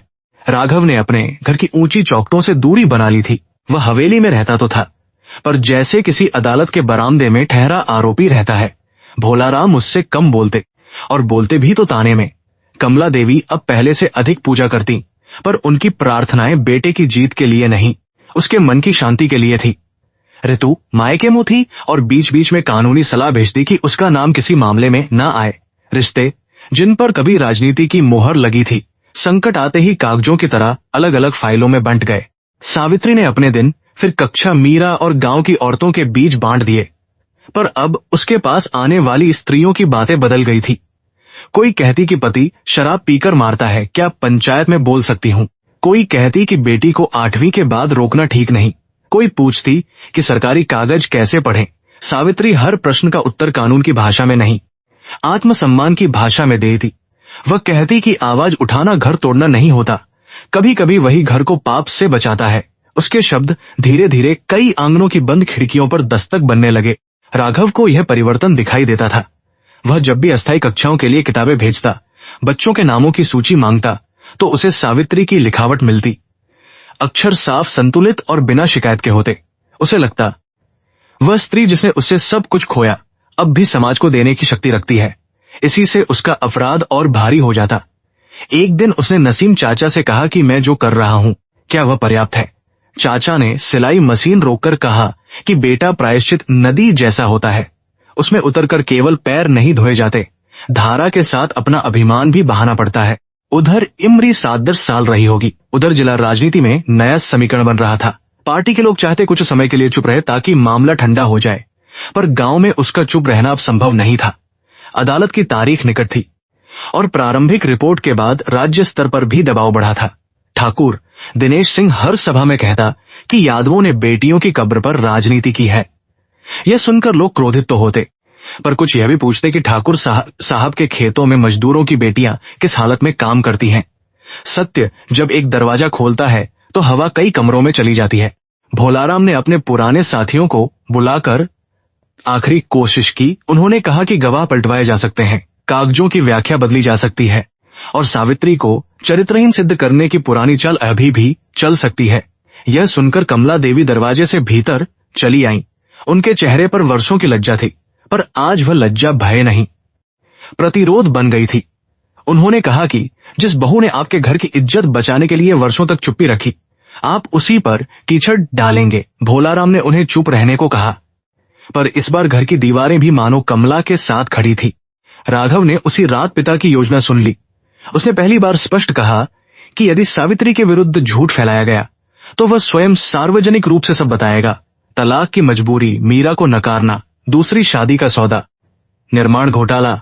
भोलाराम ने दांत भींचकर कहा कि तुम मेरे बेटे नहीं रहे। राघव ने शांत स्वर में उत्तर दिया कि शायद आज पहली बार मैं आपका बेटा होने के बजाय अपने कर्मों का उत्तरदायी आदमी बन रहा हूं। यह वाक्य किसी विजय जैसा नहीं था, उसमें शोक था। पिता से अलग होना आनंद नहीं, आत्मा की कठिन शल्य क्रिया होती है। अदालत की पहली सुनवाई वाले दिन सावित्री सफेद सूती साड़ी में पहुंची। मीरा को वह नसीम चाचा के घर छोड़ आई थी, क्योंकि बच्ची को फिर उसी घटना की भीड़ में ले जाना उसे उचित नहीं लगा। राघव भी आया। बिना समर्थकों की भीड़ के भोलाराम अपने वकीलों के साथ थे, चेहरे पर पुराना अकड़पन बचाए हुए, पर आंखों में बेचैनी छिपी न थी। जब सावित्री का बयान दर्ज हुआ, उसने किसी निजी अपमान की बात नहीं छेड़ी। उसने केवल तथ्य रखे, कब शिकायत की, किसे दी, क्या उत्तर मिला। अदालत में उसके संयम ने उसके दुख को और विश्वसनीय बना दिया। राघव की बारी आई तो कई लोगों को उम्मीद थी कि वह कानूनी बचाव करेगा। वकील ने भी उसे सलाह दी थी कि प्रशासनिक दूरी का दावा करे, पर उसने साफ कहा कि उसने रिपोर्टों पर भरोसा किया, शिकायतों को गंभीरता से नहीं लिया, और राजनीतिक सुविधा ने उसकी आंखें बंद रखीं। उसने यह भी कहा कि वित्तीय अनियमितताओं में उसके पिता और ठेकेदार की भूमिका की जांच होनी चाहिए। अदालत में बैठे लोग खुसर पुसर करने लगे। भोलाराम का चेहरा राख जैसा हो गया। सावित्री ने पहली बार उसकी ओर देखा। उस दृष्टि में क्षमा नहीं थी, पर यह स्वीकार था कि वह अब झूठ की दीवार में नई ईंट नहीं जोड़ रहा। सुनवाई के बाद बाहर पत्रकारों ने घेर लिया। किसी ने पूछा कि क्या आपने अपनी पूर्व पत्नी के दबाव में बयान दिया। राघव ने कहा कि मेरे जीवन में बहुत देर तक मैंने दूसरों के दबाव में गलत निर्णय लिए। आज यदि कोई दबाव है तो वह मेरी अंतरात्मा का है। दूसरा प्रश्न आया कि क्या यह राजनीतिक आत्महत्या है। उसने उत्तर दिया कि यदि राजनीति मनुष्यत्व को मारकर ही जीवित रहती है तो ऐसी राजनीति का मरना बेहतर है। यह वाक्य अगले दिन अखबारों में छपा। कुछ ने उसे नायक बनाया, कुछ ने अवसरवादी कहा, पर राघव को पहली बार प्रशंसा और निंदा दोनों समान रूप से दूर लगी। गांव लौटने पर सावित्री को सुगनी मिली। उसने कहा कि अदालत में आपने मेरी गुड़िया का नाम कम लिया। सावित्री ने उसका हाथ पकड़ा और बोली कि मैंने उसका नाम कम इसलिए लिया क्योंकि मैं नहीं चाहती थी कोई उसके दर्द को भावुक तमाशा बना दे। न्याय को आंसू चाहिए, पर प्रमाण भी चाहिए। सुगनी चुप हो गई, फिर सावित्री के कंधे पर सिर रखकर रो पड़ी। दो माएं थी, एक ने बेटी खोई थी, दूसरी ने बेटी को खोते खोते बचाया था। उस आलिंगन में जाती गरीबी और सामाजिक दूरी सब कुछ देर के लिए गल गया। राघव ने अदालत के बाद मीरा से मिलने की अनुमति मांगी। सावित्री ने तुरंत हाँ नहीं कहा। उसने कहा कि बच्ची कोई पुरस्कार नहीं जिसे सत्य बोलने के बाद तुम्हें मिल जाए, उसे समय चाहिए। राघव ने सिर झुका दिया। कुछ दिनों बाद मीरा स्वयं बोली कि वह उस आदमी से बात करना चाहती है जो उसके पिता हैं। यह सुनकर सावित्री का हृदय धड़क उठा। उसने पूछा कि क्यों। मीरा ने कहा कि मैं जानना चाहती हूँ कि उन्होंने मुझे पहले क्यों नहीं पहचाना। बच्चों के प्रश्न छोटे होते हैं, पर उनमें ईश्वर की अदालत जैसी कठोरता होती है। मुलाकात नदी किनारे हुई, जहां सावित्री थोड़ी दूरी पर बैठी रही।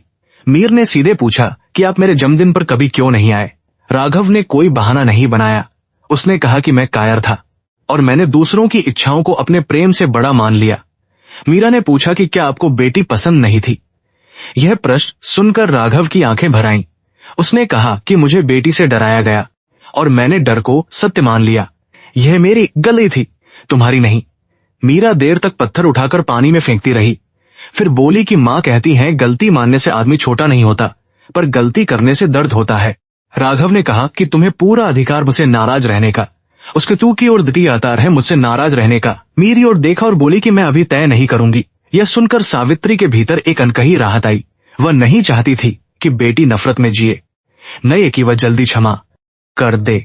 न्याय और संबंध दोनों को समय चाहिए। राघव ने मीरा को कोई उपहार नहीं दिया, केवल एक छोटी कॉपी दी जिसके पहले पन्ने पर लिखा था, मीरा अपने शब्द खुद लिखेगी। मीरा ने कॉपी ली, पर मुस्कुराई नहीं। फिर भी वह कॉपी घर तक अपने सीने से लगाकर लाई। भोलाराम पर मामला गहराता गया। उनके पुराने साथी मुकरने लगे। ठेकेदार ने बचने के लिए कई नाम उगल दिए और बैंक खातों की जांच में धन के रास्ते साफ दिखने लगे। हवेली के बाहर जो कभी गाड़ियों की कतार लगती थी, अब धूल जमती थी। भोलाराम रात में खांसते, क्रोध में दवाएं फेंकते और कहते कि सबने धोखा दिया। कमला देवी उन्हें पानी देती, पर चुपचाप कहती कि धोखा लोगों ने नहीं, कर्म ने लौटाया है। वह अब कर्म शब्द से डरते थे। कभी जिसे वे बूढ़ों की कथा मानते थे, वही अब अदालत, बीमारी और अकेलेपन के रूप में उनके दरवाजे बैठा था। एक शाम भोलाराम ने राघव को बुलाया। उनकी आवाज कमजोर थी, पर अहंकार पूरी तरह मरा नहीं था। उन्होंने कहा कि केस वापस करवाओ, मैं बीमार हूँ। राघव ने कहा कि कानून अब मेरे हाथ में नहीं और होना भी नहीं चाहिए। भोलाराम ने कड़वाहट से पूछा कि गैस इसकी कि क्या तुम मुझे जेल भेजकर संत बन जाओगे। राघव ने शांत स्वर में कहा कि मैं संत नहीं बन सकता बाबूजी, क्योंकि मेरे पाप भी कम नहीं, पर यदि हम सच से भागते रहे तो अगली गुड़िया फिर मरेगी। भोलाराम ने मुंह फेर लिया। उन्हें बेटे की बात में तर्क से अधिक पराजय सुनाई दी। गांव की महिलाओं ने सावित्री के नेतृत्व में शिक्षा समिति बनाई। नाम मात्र की समिति नहीं, सचमुच कागज पढ़ने, खर्च दर्ज करने और निर्माण देखने वाली समिति। पुजारी की पत्नी सुगनी, नसीम चाचा की बहू, 2 किसान महिलाएं और एक किशोरी छात्रा भी शामिल हुई। पुरुषों ने मजाक उड़ाया कि अब औरतें छड़ और सीमेंट जांचेंगी। सावित्री ने हंसकर कहा कि हाँ, क्योंकि हमारी बेटियां उन्हीं छड़ों के नीचे बैठेंगी। यह उत्तर धीरे धीरे कहावत बन गया। जब भी कोई काम आधा करने की कोशिश करता, कोई ना कोई कह देता कि सावित्री बहन जी छड़ गिन लेंगी। सरकार ने दबाव में नई इमारत की स्वीकृति दी, पर इस बार गांव ने तय किया कि निगरानी स्थानीय होगी। राघव ने अपनी निजी जमीन का एक हिस्सा स्कूल के विस्तार के लिए देने की घोषणा की। भोलाराम ने इसे वंश की जमीन पर हमला कहा, पर कागज कानूनी रूप से राघव के नाम थे। सावित्री ने दान स्वीकार करने से पहले शर्त रखी कि जमीन किसी व्यक्ति की कृपा नहीं, गांव की बच्चियों के अधिकार के रूप में दर्ज होगी। राघव सहमत हुआ। उसने कहा कि नाम मेरा कहीं ना हो। सावित्री ने उत्तर दिया कि नाम कर्म में होगा, पत्थर पर नहीं। वह समझ गया कि यह वाक्य दया नहीं, अनुशासन है। ऋतु एक बार वापस हवेली आई, पर स्थायी रूप से नहीं। उसने राघव से कहा कि वह अपने जीवन का निर्णय स्वयं करेगी। समाज उसे भी दोष देगा, पर वह अब किसी पुरुष की राजनीतिक कथा का परिशिष्ट नहीं बनेगी। राघव ने उससे क्षमा मांगी। ऋतु ने कहा कि क्षमा शब्द आसान है।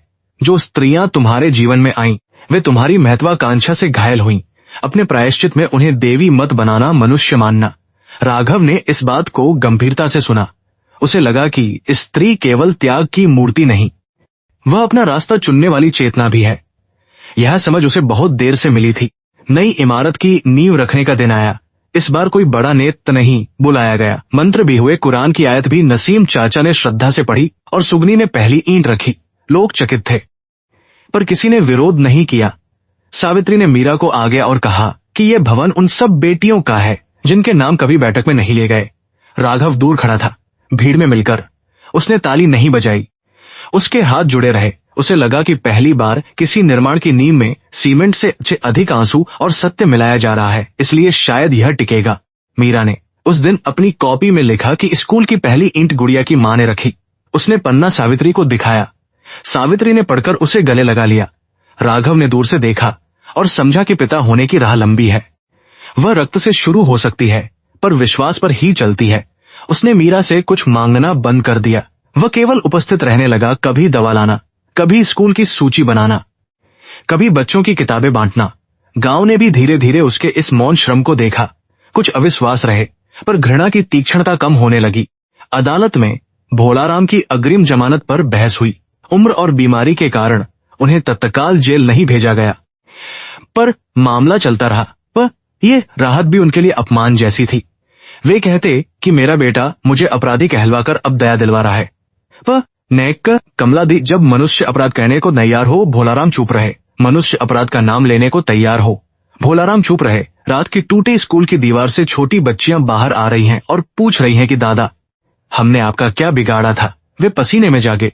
पहली बार उन्होंने राम नाम बिना दिखावे के लिया। सावित्री को पंचायत में सम्मान देने का प्रस्ताव रखा गया। उसने मना कर दिया। उसने कहा कि यदि सचमुच सम्मान देना है तो बेटियों की उपस्थिति रजिस्टर देखो, विधवाओं की पेंशन रुकी ना रहे, और किसी भी स्त्री की शिकायत को हंसी में मत उड़ाओ। फिर भी गांव की औरतों ने उसके लिए चुपचाप एक तुलसी का पौधा लाकर उसके आंगन में रखा। सुगनी ने कहा कि बहन जी, यह सम्मान नहीं, साथ है। सावित्री ने पौधा रोपा और मिट्टी दबाते हुए सोचा कि जीवन ने उससे घर छीन लिया, पर अब उसे कई घरों की सांसों में जगह दे दी है। राघव का राजनीतिक भविष्य अनिश्चित था। पार्टी ने उसे किनारे कर दिया, विरोधियों ने उसे हथियार बनाया और समर्थक 2 भागों में बंट गए, पर वह पहले की तरह व्याकुल नहीं होता था। एक शाम उसने नसीम चाचा से कहा कि मैं शायद चुनाव फिर न जीतूं। चाचा ने मुस्कुराकर कि बेटा, आदमी पहले खुद से चुनाव हारता है, फिर दुनिया से। तुमने देर से सही खुद से लड़ना शुरू किया है। राघव ने पूछा कि क्या लोग भूल जाएंगे। चाचा ने कहा कि भूलना जरूरी नहीं, सीखना जरूरी है। गांव की स्मृति यदि ईमानदार हो तो वह दंड भी देती है और दिशा भी। निर्माण धीरे धीरे आगे बढ़ा। इस बार हर सप्ताह खर्च की सूची स्कूल के बाहर चिपकती। बच्चियां उत्सुकता से देखती कि ईंटें कितनी आईं, मजदूरी कितनी दी गई। सावित्री ने इसे पाठ बना दिया, गणित, नागरिकता और नैतिकता का पाठ। मीरा ने पूछा कि माँ, क्या पढ़ाई में हिसाब रखना भी आता है? सावित्री ने कहा कि हाँ, क्योंकि जिसे हिसाब आता है उसे ठगना कठिन होता है। यह सुनकर कुछ औरतें हंसी, फिर गंभीर हो गईं। उन्हें समझ आया कि अक्षर केवल नौकरी नहीं देते, वे मनुष्य को धोखे के सामने खड़ा होने की रीढ़ भी देते हैं। एक दिन भोलाराम ने खिड़की से निर्माण स्थल देखा। दूर सुगनी ईंटें गिन रही थी, सावित्री रजिस्टर में कुछ लिख रही थी और राघव मजदूरों के साथ पानी के मटके रखवा रहा था। यह दृश्य उनके लिए असहनीय भी था और विचित्र रूप से शांतिदायक भी। जिस स्त्री को उन्होंने अपमानित कर हटाया था, वही अब उनके बेटे की आत्मा को बचा रही थी। जिस गरीब माँ की बेटी उनके लालच से मरी, वही स्कूल की नींव की रखवाली कर रही थी। उन्हें लगा कि जीवन उनसे कह रहा है, तुमने जिनको छोटा समझा, वही तुम्हारे कर्मों के न्यायाधीश निकले। रात को भोलाराम ने कमला देवी से पूछा कि क्या सावित्री कभी घर आएगी। कमला ने कहा कि घर आने का अर्थ क्या है, बहू बनकर, अपराध क्षमा करने वाली देवी बनकर, या उस मनुष्य की तरह जिसे हमने दुख दिया। भोलाराम ने कोई उत्तर नहीं दिया। कमला ने धीमे से कहा कि यदि बुलाना है तो अपने अहंकार की चौखट पहले तोड़िए। वह बहुत देर तक छत देखते रहे। बाहर कहीं कुत्ते भौंक रहे थे और दूर स्कूल निर्माण की जगह पर रखी ईंटें चांदनी में शांत पड़ी थी।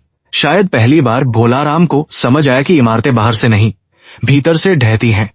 नई इमारत की दीवारें उठने लगी, पर भगवानपुर खेड़ा के भीतर जो दीवारें टूट रही थी, उनकी आवाज कहीं अधिक गहरी थी। भोलाराम अब पहले जैसे चौपाल पर नहीं बैठते थे। लोग आते भी तो अदालती बातों से बचकर मौसम की चर्चा करते, मानो अपराध का नाम लेने से संबंधों की पुरानी चाय कड़वी हो जाएगी। राघव हर सुबह निर्माण स्थल जाता, रजिस्टर देखता, मजदूरों से बात करता और शाम को अदालत के कागज पढ़ता। उसके चेहरे पर थकान थी, पर वह थकान अब भागने की नहीं, ठहरकर दंड स्वीकारने की थी। सावित्री ने शिक्षा समिति की बैठकों को नियमित कर दिया था। हर मंगलवार दोपहर औरतें स्कूल के अधूरे बरामदे में बैठती, खर्च की पर्चियां पढ़ती, मजदूरों की मजदूरी मिलान करती और बच्चियों की उपस्थिति पर चर्चा करती। पहले कुछ पुरुष हंसते थे कि स्त्रियां हिसाब क्या समझेंगी, पर जब सुगनी ने एक बिल में 20 बोरी सीमेंट की गड़बड़ी पकड़ ली तो हंसी रुक गई। सावित्री ने किसी को नीचा नहीं दिखाया। उसने केवल कहा कि जो हाथ रोटी का आटा नाप सकते हैं, वे सीमेंट का हिसाब भी नाप सकते हैं। ये वाक्य औरतों के भीतर विश्वास बनकर उतर गया। मीरा अब स्कूल की सबसे सजग बच्चियों में थी। उसकी टूटी बांह ठीक हो गई थी, पर लिखते समय कभी कभी दर्द उठता। वह दर्द उसे गुड़िया की याद दिलाता और वह अपनी कॉपी में और साफ अक्षर लिखती। राघव जब दूर खड़ा बच्चों को देखता तो उसे मीरा का झुकास सिर्फ अपने बचपन की कोई खोई हुई प्रार्थना लगता। वह पास जाना चाहता, पर सावित्री ने उसे सिखा दिया था कि संबंधों की भूमि पर जल्दी बोया गए बीज भी हिंसा हो सकता है। इसलिए वह प्रतीक्षा करता। प्रतीक्षा उसके लिए दंड भी थी और धीरे धीरे साधना भी। भोलाराम की बीमारी बढ़ने लगी। डॉक्टर ने कहा कि रक्तचाप और हृदय दोनों कमजोर हैं, आराम चाहिए। पर बीमारी केवल शरीर में नहीं थी, उनके भीतर वर्षों से जमा अहंकार अब राख बनकर फेफड़ों में भर रहा था। रात को वे बार बार जागते और कहते, कोई बच्ची रो रही है। कमला देवी पानी देती, राम नाम सुनाती, पर जानती थी कि यह दवा से शांत होने वाला भय नहीं। एक रात उन्होंने साहस कर कहा कि सावित्री को बुला लें। भोलाराम ने पहले मना किया, फिर लंबी चुप्पी के बाद पूछा कि क्या वह आएगी। कमला ने कहा कि वह शायद बहू बनकर नहीं, मनुष्य बनकर आ जाए। जब सावित्री को संदेश मिला, वह देर तक मौन रही। मीरा ने पूछा कि क्या हम हवेली जाएंगे। यह वही हवेली थी जहां से एक बरसाती रात उन्हें अपमान की भीगी गठरी की तरह निकलना पड़ा था। सावित्री के भीतर पुरानी पीड़ा ने सिर उठाया, पर उसने उसे दिशा दी, जहर नहीं बनने दिया। उसने मीरा से कहा कि किसी बीमार मनुष्य से मिलना हमारे संस्कार का हिस्सा है, पर वहां अपना सम्मान साथ लेकर जाना। मीरा ने मां की आंखों में देखा और सिर हिलाया। वह अब छोटी बच्ची नहीं रही थी। दुख ने उसके बचपन को जल्दी बड़ा कर दिया था। हवेली में करते समय सावित्री ने दहलीज को देखा, वही दहलीज जहां कभी उसके पांव रंगोली पर पड़े थे, वही आंगन जहां उसकी बेटी के जन्म पर थाली आधी बजी थी, वही बरामदा जहां राघव ने उसे जाते देखा था। कमला देवी ने उसे देखते ही रोकर गले लगाना चाहा, पर सावित्री ने नम्रता से उनके चरण छुए। यह दूरी अपमान की नहीं, समय की थी। भोलाराम खाट पर लेटे थे, चैसा सिकुड़ा हुआ, आंखें भीतर धंसी हुई। उन्होंने सावित्री को देखा तो कुछ क्षणों तक उनकी आवाज नहीं निकली। सत्ता का मुखौटा बीमारी ने उतार दिया था। भोलाराम ने कठिनाई से कहा कि तुम आ गई। सावित्री ने शांत स्वर में उत्तर दिया कि आपने बुलाया था। उनके होंठ कांपे। वे क्षमा मांगना चाहते थे, पर जीवन भर आदेश देने वाली जीभ विनम्रता की भाषा भूल चुकी थी। बहुत देर बाद बोले कि मैंने तुम्हारे साथ अच्छा नहीं किया। यह वाक्य अधूरा था, पर उनके लिए पहाड़ उठाने जैसा था। सावित्री ने कहा कि आपने केवल मेरे साथ नहीं, अपनी पोती, अपनी पत्नी, उस बच्ची और अपने ही बेटे के मन के साथ अन्याय किया। कमरे में सन्नाटा फैल गया। भोलाराम की आंखों में पहली बार प्रतिवाद नहीं, स्वीकार की थकान थी। मीरा दरवाजे के पास खड़ी थी। भोलाराम ने उसे बुलाने के लिए हाथ बढ़ाया, पर वह तुरंत आगे नहीं बढ़ी। उसे उस बूढ़े आदमी से कोई स्मृति नहीं थी, केवल कहानियां थी, नकार की, गर्व की। और अब बीमारी की सावित्री ने उसे कोई संकेत नहीं दिया। मीरा धीरे धीरे पास आई। भोलाराम ने पूछा कि पढ़ाई करती हो? मीरा ने कहा कि हाँ, और हिसाब भी सीखती हूँ, ताकि कोई स्कूल का पैसा न चुरा सके। यह उत्तर कमरे में बिजली की तरह कौन था? भोलाराम की आंखें भर आईं। बच्चों की सच्चाई में दया नहीं होती, इसलिए वह सबसे गहरा दर्पण होती है। राघव उस दिन कमरे के बाहर खड़ा सब सुन रहा था। उसे लगा कि कर्म का दंड हमेशा अदालत नहीं देती। कभी पोती का एक वाक्य भी मनुष्य की सारी विजय को शून्य कर देता है। जब सावित्री बाहर आई, उसने पूछा कि क्या बाबूजी ने सच में क्षमा मांगी? सावित्री ने कहा कि क्षमा शब्द उन्होंने नहीं कहा, पर पछतावे का द्वार थोड़ा खुला है। राघव ने कहा कि क्या इतना काफी है? सावित्री ने उत्तर दिया कि मरते हुए अहंकार से पूर्ण सत्य की अपेक्षा मत करो, पर अधूरे पश्चाताप को पूर्ण क्षमा का अधिकार भी मत दो। राघव ने यह बात चुपचाप स्वीकार ली। अदालत की अगली तारीख पर भोलाराम चिकित्सकीय कारण से उपस्थित नहीं हो सके, जिसकी उम्र करीब 7 साल रही होगी, पर उनका लिखित बयान पहुंचा। उसमें उन्होंने पहली बार माना कि निर्माण ठेके में अनियमितता हुई और परिवार के दबाव में कई निर्णय गलत हुए। उन्होंने स्वयं को पूरी तरह दोषी नहीं ठहराया, पर झूठ की चादर भी पूरी नहीं ओढ़ी, यह आधा सच था। अदालत ने उसे दर्ज किया। राघव निराश भी हुआ और समझदार भी। मनुष्य जिसे जीवन भर सच से बचना सिखाया गया हो, वह अंतिम समय में भी सच को टुकड़ों में ही छू पाता है। फिर भी टुकड़ा कभी कभी अगली पीढ़ी के लिए रास्ता खोल देता है। ठाकुर सी दिनेश सिंह ने इस बयान को भी अपने लाभ के लिए मोड़ने की कोशिश की। उसने कहा कि देखो, यादव परिवार स्वयं अपराध मान रहा है, इसलिए उन्हें राजनीति से बाहर करो। पर गांव के कुछ नौजवानों ने उससे कि अपने स्कूल की जमीन पर गोदाम कैसे बना। दिनेश नाराज हुआ। उसे समझ आने लगा कि सावित्री और शिक्षा समिति ने केवल एक घोटाला उजागर नहीं किया, प्रश्न पूछने की आदत जगा दी है। प्रश्न सत्ता का सबसे बड़ा शत्रु है, चाहे सत्ता लाल टोपी पहने या सफेद कुर्ता। गांव की हवा अब हर नेता से हिसाब मांगने लगी थी। सावित्री इस बदलाव को सतर्क आशा से देखती थी। उसे पता था कि भीड़ का उत्साह जल्दी थकता है और पुराने ढांचे फिर लौट आते हैं। इसलिए उसने औरतों को दस्तावेज संभालना, आवेदन लिखना, बैंक में हस्ताक्षर करना और सरकारी कार्यालय में सामूहिक रूप से जाना सिखाया। वह कहती कि केवल भावुकता से न्याय नहीं टिकता, व्यवस्था को समझना पड़ता है। एक दिन सुगनी ने पहली बार अपने नाम से आवेदन लिखा। अक्षर टेढ़े थे, पर आवाज सीधी थी। उसने पेंशन, स्कूल सुरक्षा और मजदूरी भुगतान पर हस्ताक्षर किए। सावित्री ने वह कागज देखकर सोचा कि गुड़िया की मृत्यु व्यर्थ नहीं जाएगी। राघव ने अपनी राजनीतिक सभा बंद कर दी थी, पर लोग फिर भी सलाह लेने आने लगे। फर्क यह था कि अब वह तुरंत वादा नहीं करता। वह कागज पढ़ता, प्रक्रिया बताता और कहता कि मैं अकेला कुछ नहीं, आप सब साथ चलिए। कई लोगों को उसका यह बदला हुआ रूप धीमा लगा। उन्हें पुराना नेता चाहिए था जो भाषण में सब ठीक कर दे, पर धीरे धीरे कुछ किसानों को समझ आया कि झूठे आश्वासन से लंबी कतार बेहतर है, यदि अंत में अधिकार सचमुच मिले। राघव ने सीखा कि सेवा की भाषा नारे से छोटी होती है, पर उसका श्रम अधिक होता है। ऋतु ने तलाक की प्रक्रिया शुरू कर दी। उसने एक पत्र भेजा जिसमें कटुता कम और स्पष्टता अधिक थी। उसने लिखा कि वह अब जीवन सामाजिक कार्य में लगाना चाहती है, पर राघव के प्रायश्चित की छाया में नहीं। उसने यह भी लिखा कि विवाह जब स्वार्थ पर टिके तो उसे सम्मानजनक विदाई देना ही ईमानदारी है। राघव ने पत्र पढ़कर सावित्री को नहीं दिखाया, पर उसका अर्थ मन में रखा। उसे महसूस हुआ कि उसने 2 स्त्रियों को अलग अलग तरह से चोट पहुंचाई, एक को छोड़कर दूसरी को उपयोग करके। कर्म का हिसाब केवल अदालत का नहीं, उन हृदयों का भी था जिन्हें उसने साधन समझा।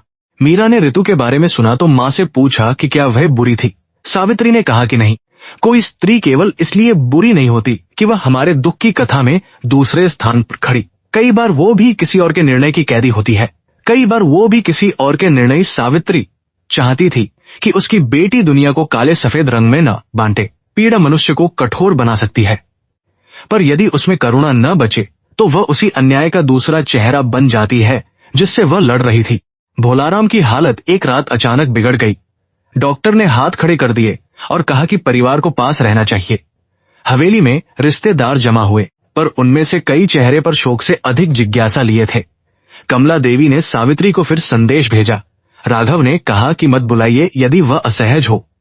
कमला बोली कि मैं उसे क्षमा के लिए नहीं, अपने मन की अंतिम गवाही के लिए बुला रही हूँ, अपने मन की अंतिम गवाही के लिए बुला रही हूँ। सावित्री अकेली। उसने मीरा को नसीम चाचा के घर छोड़ा। उसे लगा कि कुछ दृश्य बच्चों को विरासत में नहीं देना चाहिए जब तक वे उन्हें समझने लायक न हो। भोलाराम ने सावित्री को पास बैठने का संकेत किया। उनकी सांसें टूट रही थी। उन्होंने कहा कि मैंने बेटे के लिए वंश चाहा, पर वंश का अर्थ समझा नहीं। मैंने पोती को अपशकुन माना और आज उसी की पढ़ाई मेरे नाम से बड़ा काम करेगी।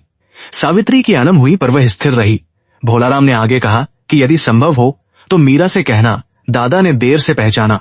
सावित्री ने धीरे से कहा कि मैं झूठ नहीं बोलूंगी, कहूंगी कि आपने देर से पछतावा किया। भोलाराम ने कमजोर मुस्कान से कहा कि वही सच है। शायद अंतिम क्षण में मनुष्य को अलंकार नहीं, सच चाहिए। राघव खाट के दूसरी ओर बैठा था। भोलाराम ने उसका हाथ पकड़ा और कहा कि मैंने तुम्हें जीतना सिखाया, जीना नहीं। यह वाक्य सुनकर राघव टूट गया। उसने पिता के पैरों पर सिर रख दिया। संबंधों का इतिहास चाहे कितना हिंसक हो, मृत्यु की देहरी पर खून अपनी भाषा बोलता है। भोलाराम ने कांपते हाथ से उसके सिर को छुआ, फिर कमला की ओर देखा। उनकी आंखों में वर्षों की उपेक्षा के लिए शब्द नहीं थे। कमला ने केवल राम नाम कहा। रात के अंतिम पहर, जब दूर मस्जिद से फजर की पहली अजान उठी, भोलाराम की सांस थम गई। भोलाराम की मृत्यु ने गांव को फिर इकट्ठा किया। श्मशान में लोग आए, कुछ सम्मान से, कुछ सामाजिक नियम से, कुछ है देखने की राघव कैसे रोता है। चिता जलते समय राघव ने मुखाग्नि दी। आग ने उस शरीर को घेर लिया जिसने जीवन भर नियंत्रण चाहा था और अंत में राग की समानता में लौट गया। सावित्री दूर खड़ी रही। उसने आंसू पोंछे नहीं, क्योंकि वे केवल भोलाराम के लिए नहीं थे, वे उस पूरी व्यवस्था के लिए थे जो पुरुषों को कठोर बनाकर अंत में अकेला मरने देती है। उसे लगा कि अन्याय करने वाला भी किसी विकृत शिक्षा का शिकार होता है, पर यह समझ दंड को मिटा नहीं सकती। 13वीं के दिन राघव ने कोई बड़ा भोज नहीं किया। उसने कहा कि खर्च का एक हिस्सा स्कूल पुस्तकालय को जाएगा। रिश्तेदार नाराज हुए कि परंपरा टू दिया जाएगा। रिश्तेदार नाराज हुए कि परंपरा टू ही था। कमला देवी ने पहली बार बेटे का साथ देते हुए कहा कि मृतक की आत्मा पेट भरे ब्राह्मणों से अधिक बढ़ती बच्चियों से तृप्त होगी। यह सुनकर कई लोग चुप हो गए। सावित्री ने इस निर्णय का सार्वजनिक समर्थन नहीं किया ताकि लोग इसे उसके तमाशा न बनाएं, पर भीतर उसने कमला के लिए गहरा सम्मान महसूस किया। कभी जो स्त्री मौन थी, अब वही परंपरा को करुणा से नया अर्थ दे रही थी। भोलाराम के बाद हवेली का स्वर बदल गया। ऊंची आवाजें कम हो गईं। हुक्के की जगह दवाओं की शीशियां और कागजों की फाइलें रह गई। कमला देवी ने एक दिन सावित्री को बुलाकर कहा कि मैं चाहती हूँ स्कूल का नाम तुम्हारे और गुड़िया के नाम आका है। सावित्री ने स्टूल पे हो। सावित्री ने तुरंत मना किया। उसने कहा कि किसी जीवित स्त्री को प्रतीक बनाकर उसके श्रम को मूर्ति मत कर दीजिए। सुगनी से पूछिए, गांव से पूछिए। कमला ने कहा कि तुम्हारा नाम इसलिए नहीं कि तुम देवी हो, बल्कि इसलिए कि लोग याद रखें जिसे घर ने निकाला उसने गांव को संभाला। सावित्री इस प्रस्ताव से बेचैन हो गई। उसे सम्मान से भय नहीं था, पर वह नहीं चाहता थी कि उसका निजी दुख सार्वजनिक भावुकता बनकर वास्तविक प्रश्नों को ढंग दे। उसने शिक्षा समिति की बैठक बुलाई। लंबी चर्चा हुई।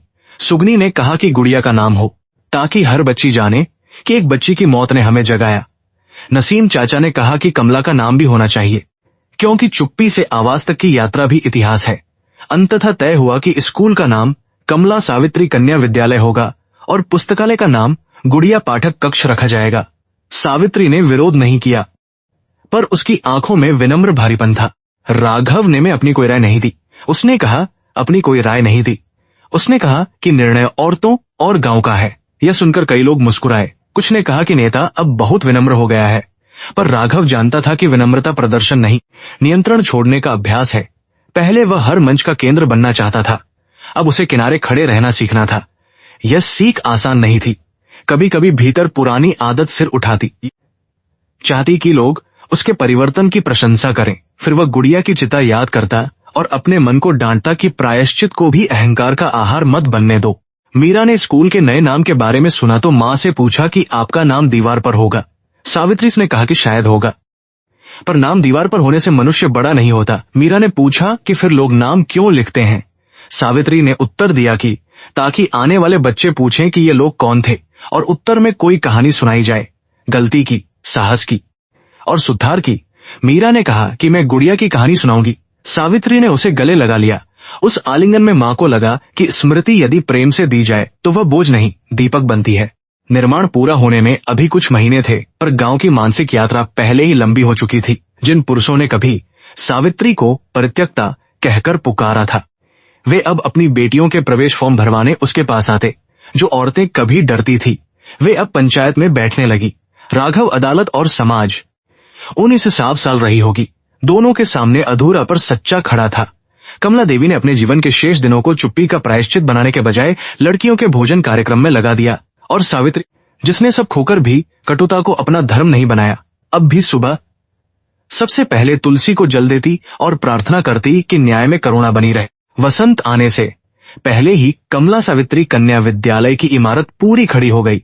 सुबह की धूप जब उसकी सफेद दीवारों पर पड़ती तो वह किसी महल की तरह नहीं, किसी क्षमा पत्र की तरह चमकती थी।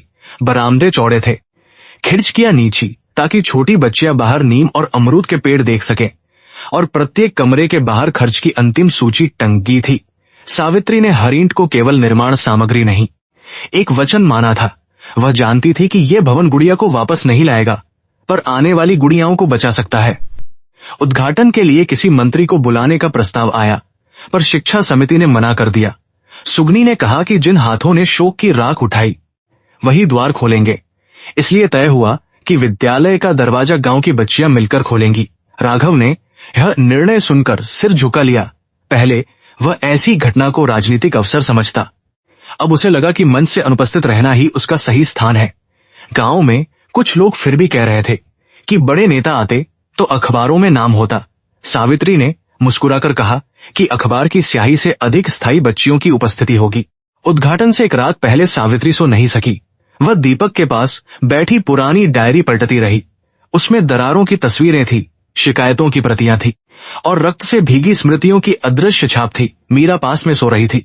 उसकी बाह का हल्का निशान चांदनी में दिख रहा था। सावित्री ने सोचा कि मनुष्य अपने जीवन में कितनी बार जन्म लेता है, एक बार मां की कोख से, फिर अपमान से, फिर संघर्ष से और शायद अंत में क्षमा की कठिन अग्नि से। उसने डायरी बंद की, पर अतीत बंद नहीं हुआ। वह केवल शांत होकर उसके साथ बैठ गया। सुबह विद्यालय के आंगन में रंगोली बनी, पर इस बार उसमें केवल शुभ लाभ नहीं, अक्षर भी लिखे गए।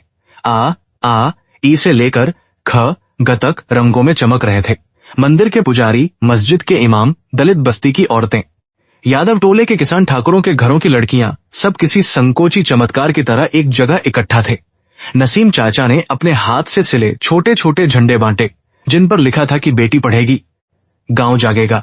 ये नारा किसी पार्टी का नहीं था, इसलिए लोगों ने उसे अधिक सच्चा महसूस किया। कमला देवी सफेद साड़ी में आई। भोलाराम की मृत्यु के बाद उनके चेहरे की झुर्रियों में एक नई दृढ़ता आ गई थी। उन्होंने विद्यालय की दीवार पर अपना नाम देखकर आंचल आंखों तक ले लिया। उन्होंने सावित्री से कहा कि यह मेरा सम्मान नहीं, मेरी चुप्पी का प्रायश्चित है। सावित्री ने उनका हाथ पकड़कर उत्तर दिया कि प्रायश्चित भी तभी पवित्र होता है जब वह दूसरों के लिए रास्ता बने। दोनों स्त्रियां कुछ देर साथ खड़ी रहीं। कभी सास बहू थी, फिर अपराध और मौन के बीच अलग हुईं। अब वे 2 पीढ़ियों की स्त्रियां थीं, जिन्होंने देर से ही सही आवाज की कीमत समझी। सुगनी ने गुड़िया की पुरानी स्लेट लाई थी। उसका कोना टूटा हुआ था, पर उसने उसे साफ कपड़े में लपेट कर रखा था। पुस्तकालय के दरवाजे पर जब गुड़िया पाठक कक्ष की पट्टिका लगाई गई तो वह अचानक रो पड़ी। सावित्री ने उसे संभाला। सुगनी ने कहा कि मेरी बच्ची किताब पढ़ना चाहती थी, अब उसका नाम किताबों के कमरे पर है। यह सुख है या दुख, समझ नहीं आता। सावित्री ने कहा कि कभी कभी दोनों एक ही आंसू में रहते हैं। वहां खड़ी बच्चियां चुप थी। शायद वे मृत्यु नहीं समझती थी, पर नाम की गरिमा समझ रही थी। राघव भीड़ के पीछे खड़ा था, साधारण कुर्ते में, बिना लाल टोपी के। कुछ पुराने समर्थकों ने उसे आगे आने को कहा, पर उसने हाथ जोड़कर मना कर दिया। उसे लगा कि इस भवन के सामने उसका हर कदम सावधानी मांगता है। उसने देखा कि मीरा बच्चियों की पंक्ति में खड़ी है, हाथ में कागज लिए। आज उसे भाषण देना था। राघव का हृदय धड़क उठा। उसने जीवन में अनेक सभाएं की थी, पर अपनी बेटी की आवाज सुनने का साहस उसे किसी चुनावी मंच से अधिक कठिन लगा। वह भीड़ में एक पिता था, पर अभी भी अधिकार से अधिक प्रतीक्षा था। मीरा ने जब बोलना शुरू किया, उसकी आवाज पहले हल्की कांपी, फिर साफ हो गई। उसने कहा कि यह स्कूल केवल दीवारों से नहीं बना, उन सवालों से बना है जो पहले पूछे नहीं जाते थे।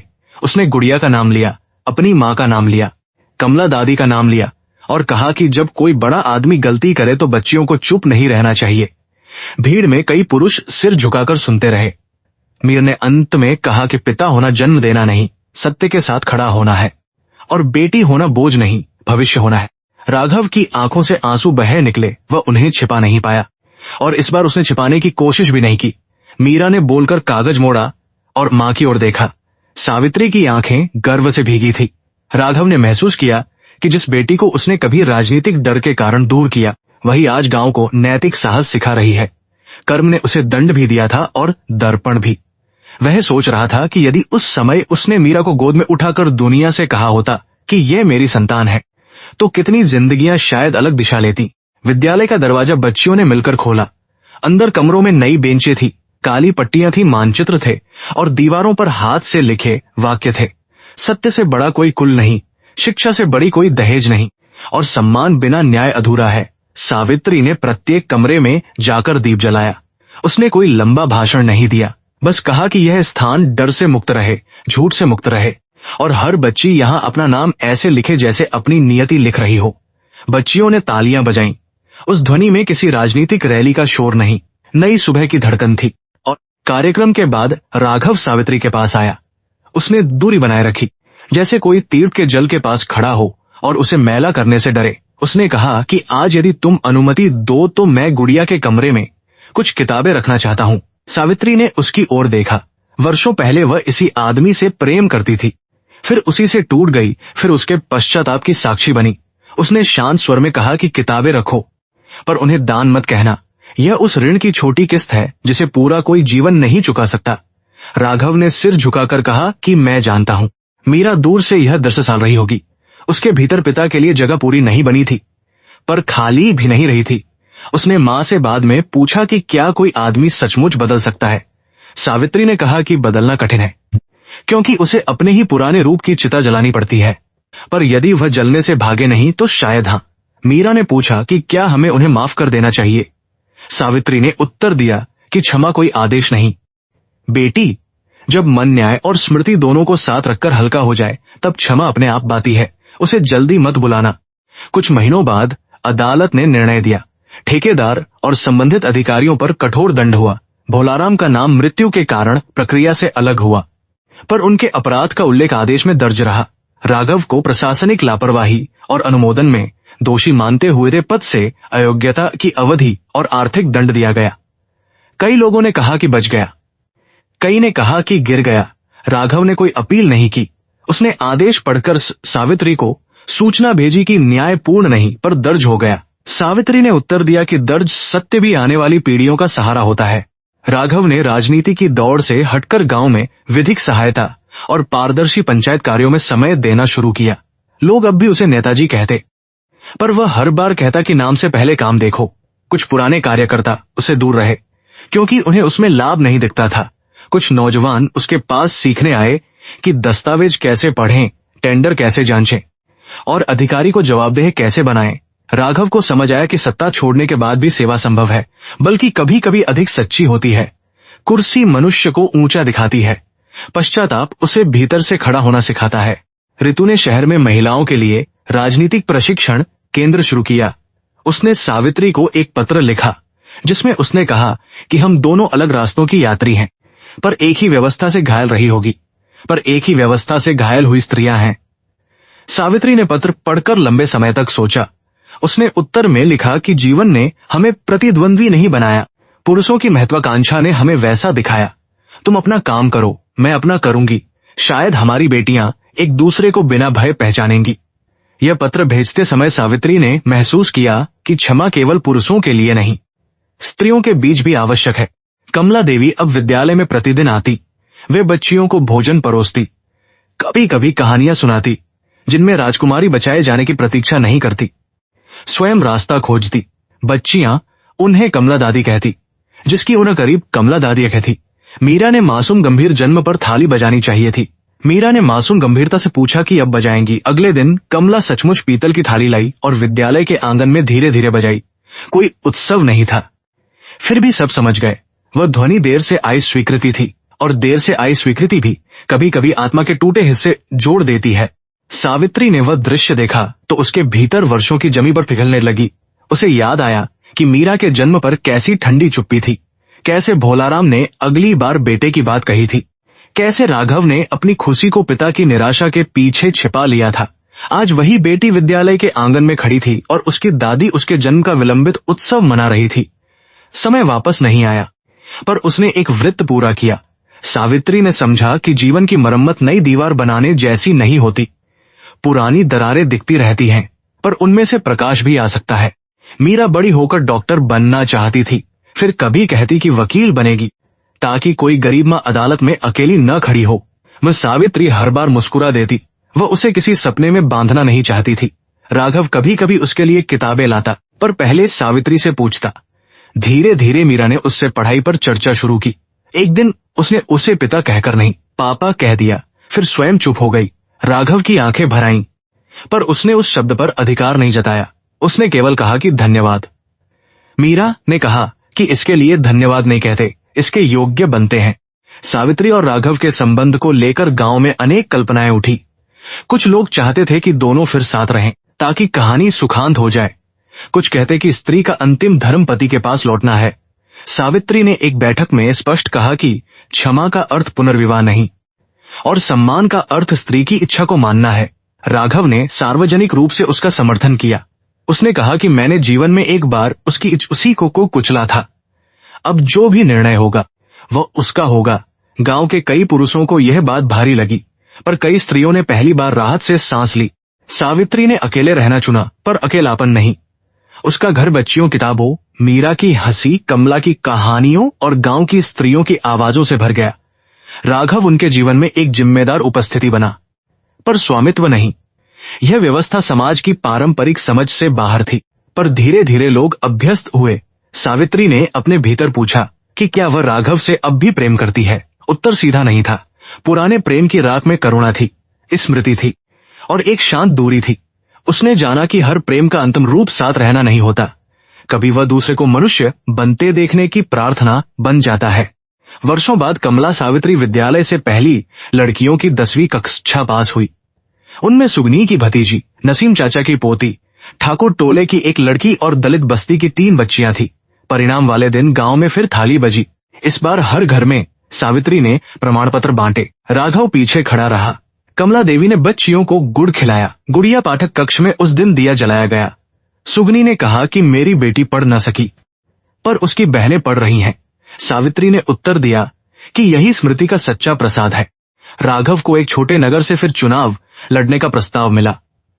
लोग कह रहे थे कि उसकी छवि अब ईमानदार प्रायश्चित वाले नेता की हो गई है। उसने कई रात सोचकर प्रस्ताव ठुकरा दिया।